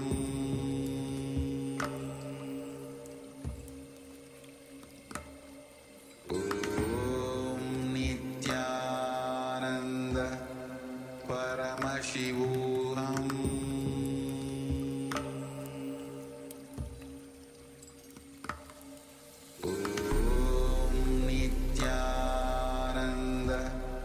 Paramashivoham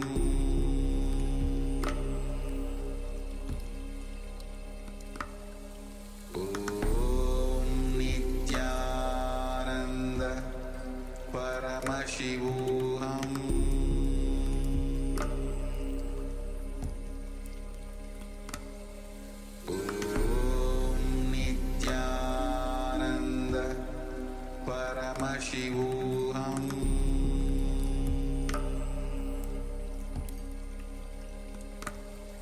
Om Nithyananda Paramashivoham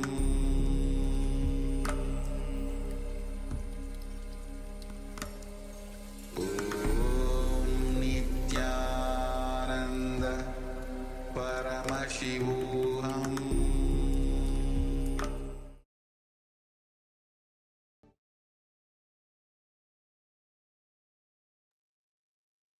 Yes, welcome back.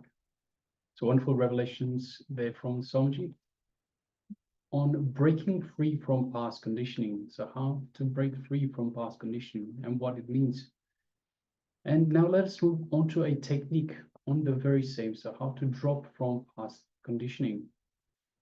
So let us have a look at today. So just from today, from this morning, from when you woke up.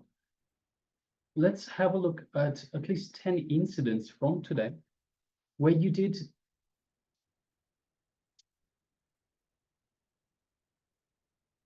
the same mistake of interpreting with the past conditioning, bringing wrong understanding because of this past conditioning. So let us just write 10 incidents.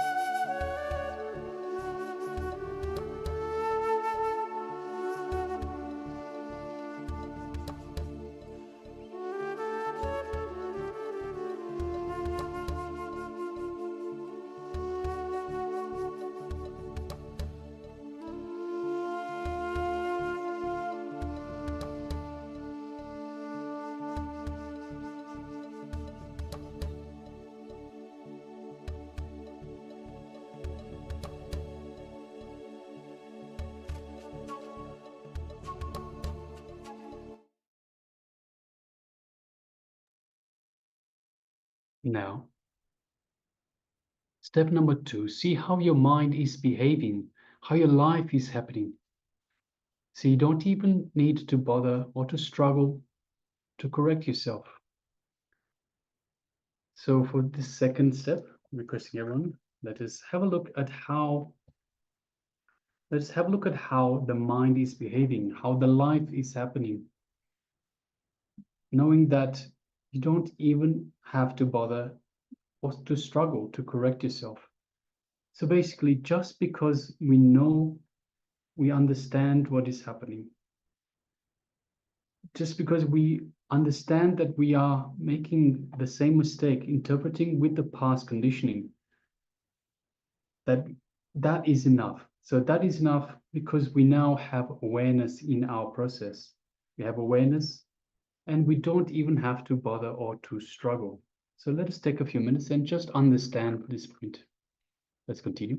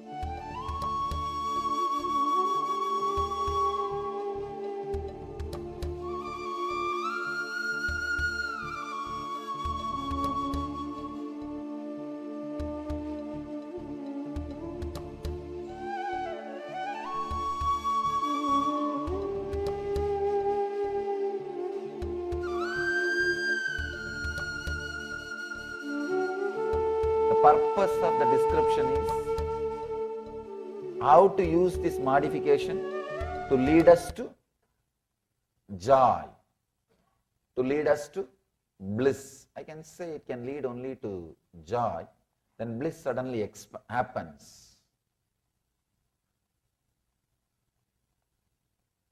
Is beautifully guiding us step by step. First, he described right knowledge. Second, wrong knowledge. Third, the beautiful vigalpa, imagination. Now fourth, he is talking about sleep. Step by step, he is leading us. The right knowledge, then wrong knowledge, then imagination. Deeper than imagination, there is something. That is what is sleep. This is also a modification which can lead to pain or anguish, pain or joy. Sleep. If you understand the word sleep in an ordinary way, what you understand as sleep, we can ask, how can that lead to pain? Sleep always leads only to peace. How can that lead to pain? So, sleep word should not be understood as we understand in a very normal way.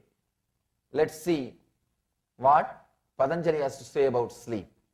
Let us understand what Patanjali has about sleep. Abhava pratyaya lambana vrittir nidraha. Abhava pratyaya alambana vriddhi nidraha.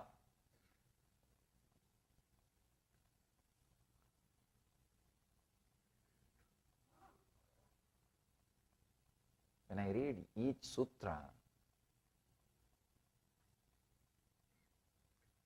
so much of appreciation and respect for Patanjali comes.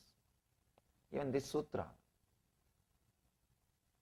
if you have a little Sanskrit background, you can see, you can understand. Right words, not one word extra. Right words is connecting. Just one line.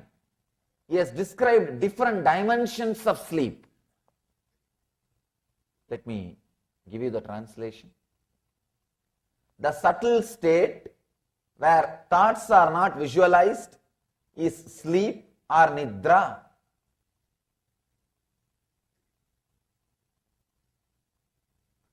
Abhava pratyaya alambana vriddhi nidraha.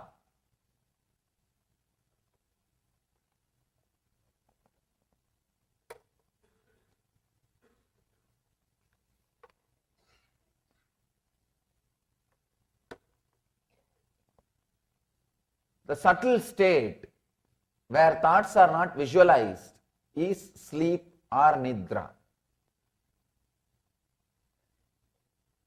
The moment I translate, I can very clearly feel I am able to translate only one dimension of that sutra. That sutra can be translated from different dimensions. Here I have a beautiful book by a research scholar, Salvatore. He has beautifully created a book giving 12 different translations. I wanted to give a credit for his great work. 12 different translations. When I see all the 12 different translations, I can say very clearly, each one of them are approaching Patanjali from different level of consciousness and different angle. I'll try to give you the deeper truths, what Patanjali is trying to express, what Patanjali wants to say about sleep. One important thing,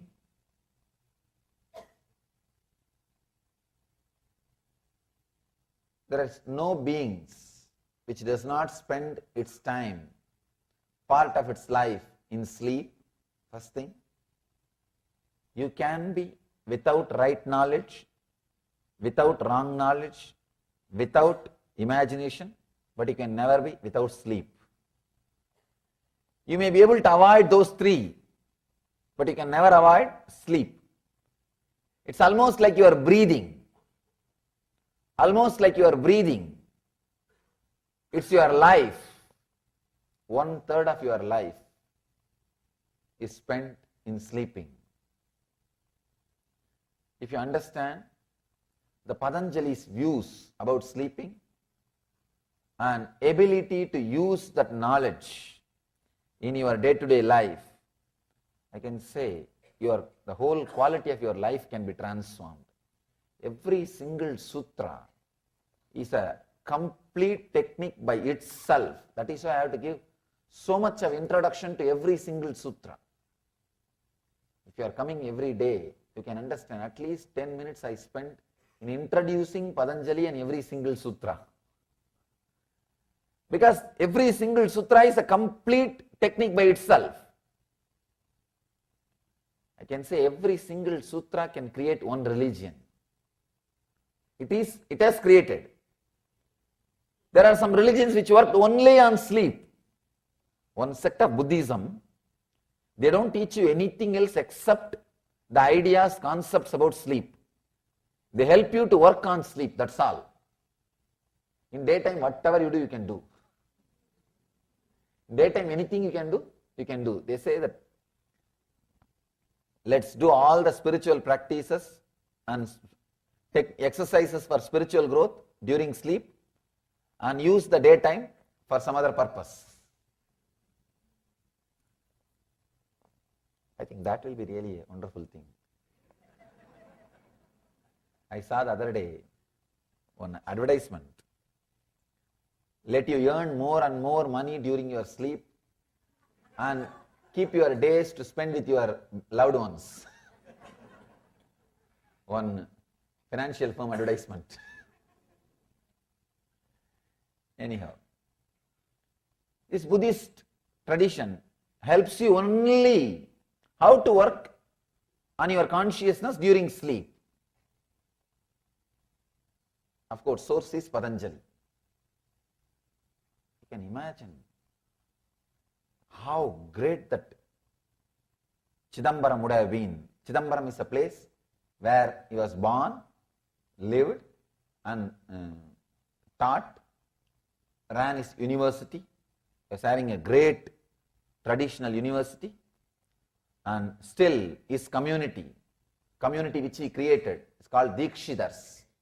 He is the founder of that community. Still that community is alive. Still they don't take initiation from anybody. Patanjali is Guru. So still his words are repeated, remembered. I can say some 1,000 families are there. And one important thing I want all of you to know, still that community, none of them cross the border of that town. You will be shocked. It is just 10-kilometer area. They take birth, they live, they marry, they give birth to kids, they die inside that city, inside that town. They don't move out of the town. They have a strong commitment to Patanjali and Nataraja. Nataraja is the Shiva. Shiva is the master of Patanjali. Patanjali became enlightened through the Shiva's darshan. Still, that community has committed itself for this knowledge. Whoever comes to their place, they teach, they share this knowledge, they make this knowledge available, they run the temple, and they have taken the vow, they will not cross the city. Sometimes I feel surprised. Even in this age, can you imagine? The education is available to them. Everything is available to them. But they decided no. We will spend our life, dedication, sacrifice. I can say it is their sacrifice kept this knowledge alive, unpolluted for us. There are so many scriptures which suffered interpolations, but I can assure, guarantee, this book is pure because this community took care. I remember them with all my love and respects for their great service to the sutras. They are called Chidambaram Dikshitars. Still that community is there. They maintain this scripture. They preserve. It's because of them we have this knowledge. They have dedicated their life. It's unimaginable, not moving out of one city from birth till death. And there are so many things to see in the world. Even the youngsters, this generation, I have met many of them. I ask them sometime, don't you feel like going outside, or your elders are stopping you? They said, no, we decided to dedicate. Our elders are not saying, they say, if you want to go, you can go. No problem. There are very few, I can say 0.1% went out for some purpose. They also go out to run some temples there, that's all. Here and there, if Nataraja temples are built, they go outside and run the temples. I asked them, why don't you guys feel like going out? They said, no.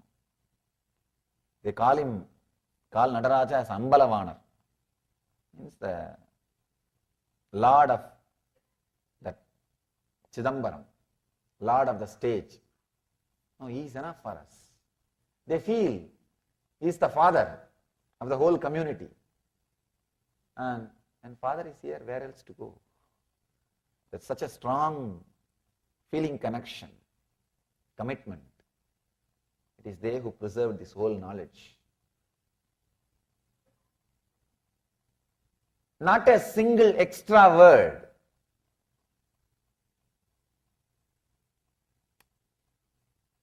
Apava, pratyaya, alambana, vriddhir, nidraha.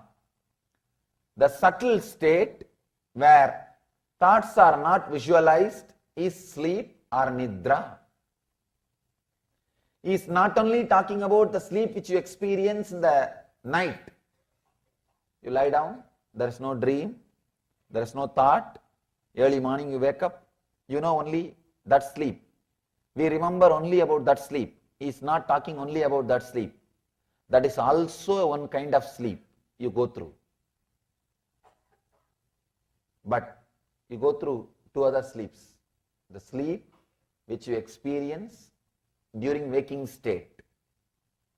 The sleep which you experience during dream state. The sleep which you experience during deep sleep state. Three sleep. Waking sleep, dream sleep, sleep sleep.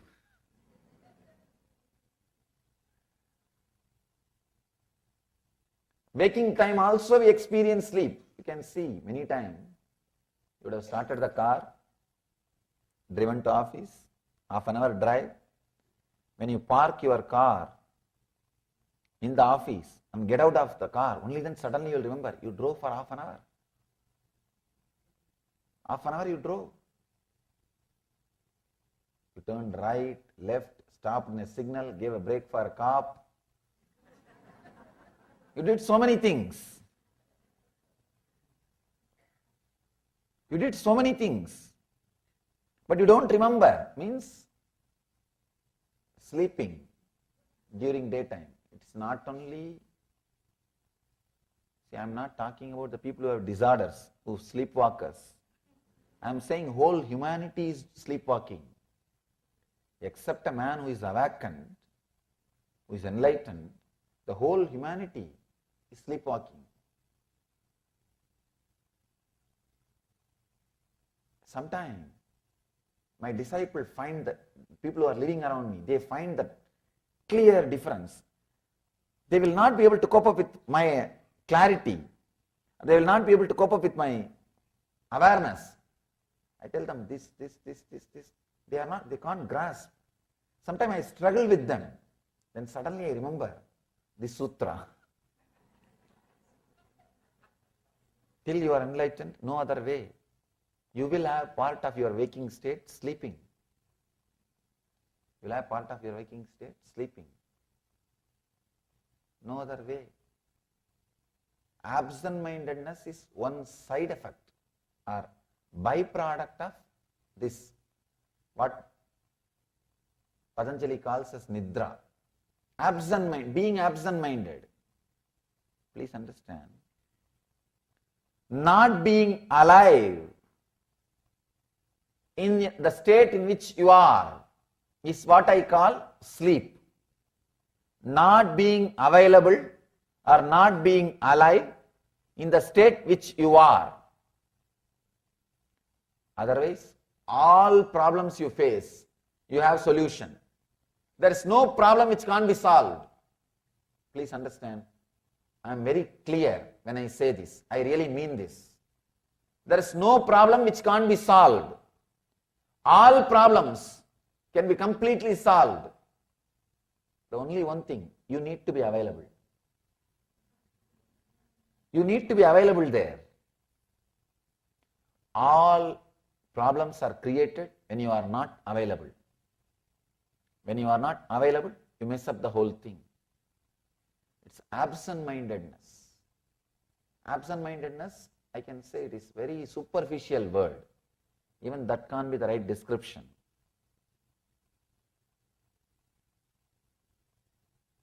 You are there, but you are not there. You are there, but you are not there. Many times you can see, especially when you are watching TV, when you are reading a book, suddenly, for a few minutes, gap. Suddenly, few minutes gap. It's as if the pause has happened. As if a pause has happened. And you, at least with the book, you wake up and you can go back. That is why still no media is able to outdate books. See, no media is able to outdate books. So many medias have come where you need only less effort to learn. Lesser effort than reading a book. TV, so many medias have come. But book, you can't outdate a book because people always, they know in between they will have a rest. They will have pause. If they have paused, they can go back if it is a book. That is why people believe, trust, rely books more than any other source. Absent-mindedness. Suddenly you are absent. You are not there. Suddenly you are not there. See, your body is moving, you are walking, you are talking, you are going, you are doing this, you are doing that. It is showing all the medical symptoms of you being alive. Clinically you are alive. Medically you are alive. But you are not there. The reflection of consciousness is not there. Body is a mirror which has ability to reflect the superconscious state. The sun is a superconsciousness. Human body is the only body which is polished and directed towards that sun. The reflection is what we call soul, individual soul. All other bodies, they may be alive, but they are not that sharp, they are not that polished, they are not that sophisticated that it can reflect that pure consciousness, that sun. The reflection of sun itself cannot happen. That is why human body is so highly respected in the Vedic tradition. Even the devas, the angels, demigods, even if they want enlightenment, they have to take a human body. Please understand, you are in a blessed zone because the possibility is there for you. If somebody dies after having human body without becoming enlightened, that is the ultimate stupidity he can do. Sorry for the strong word. I am not saying, Shankara says.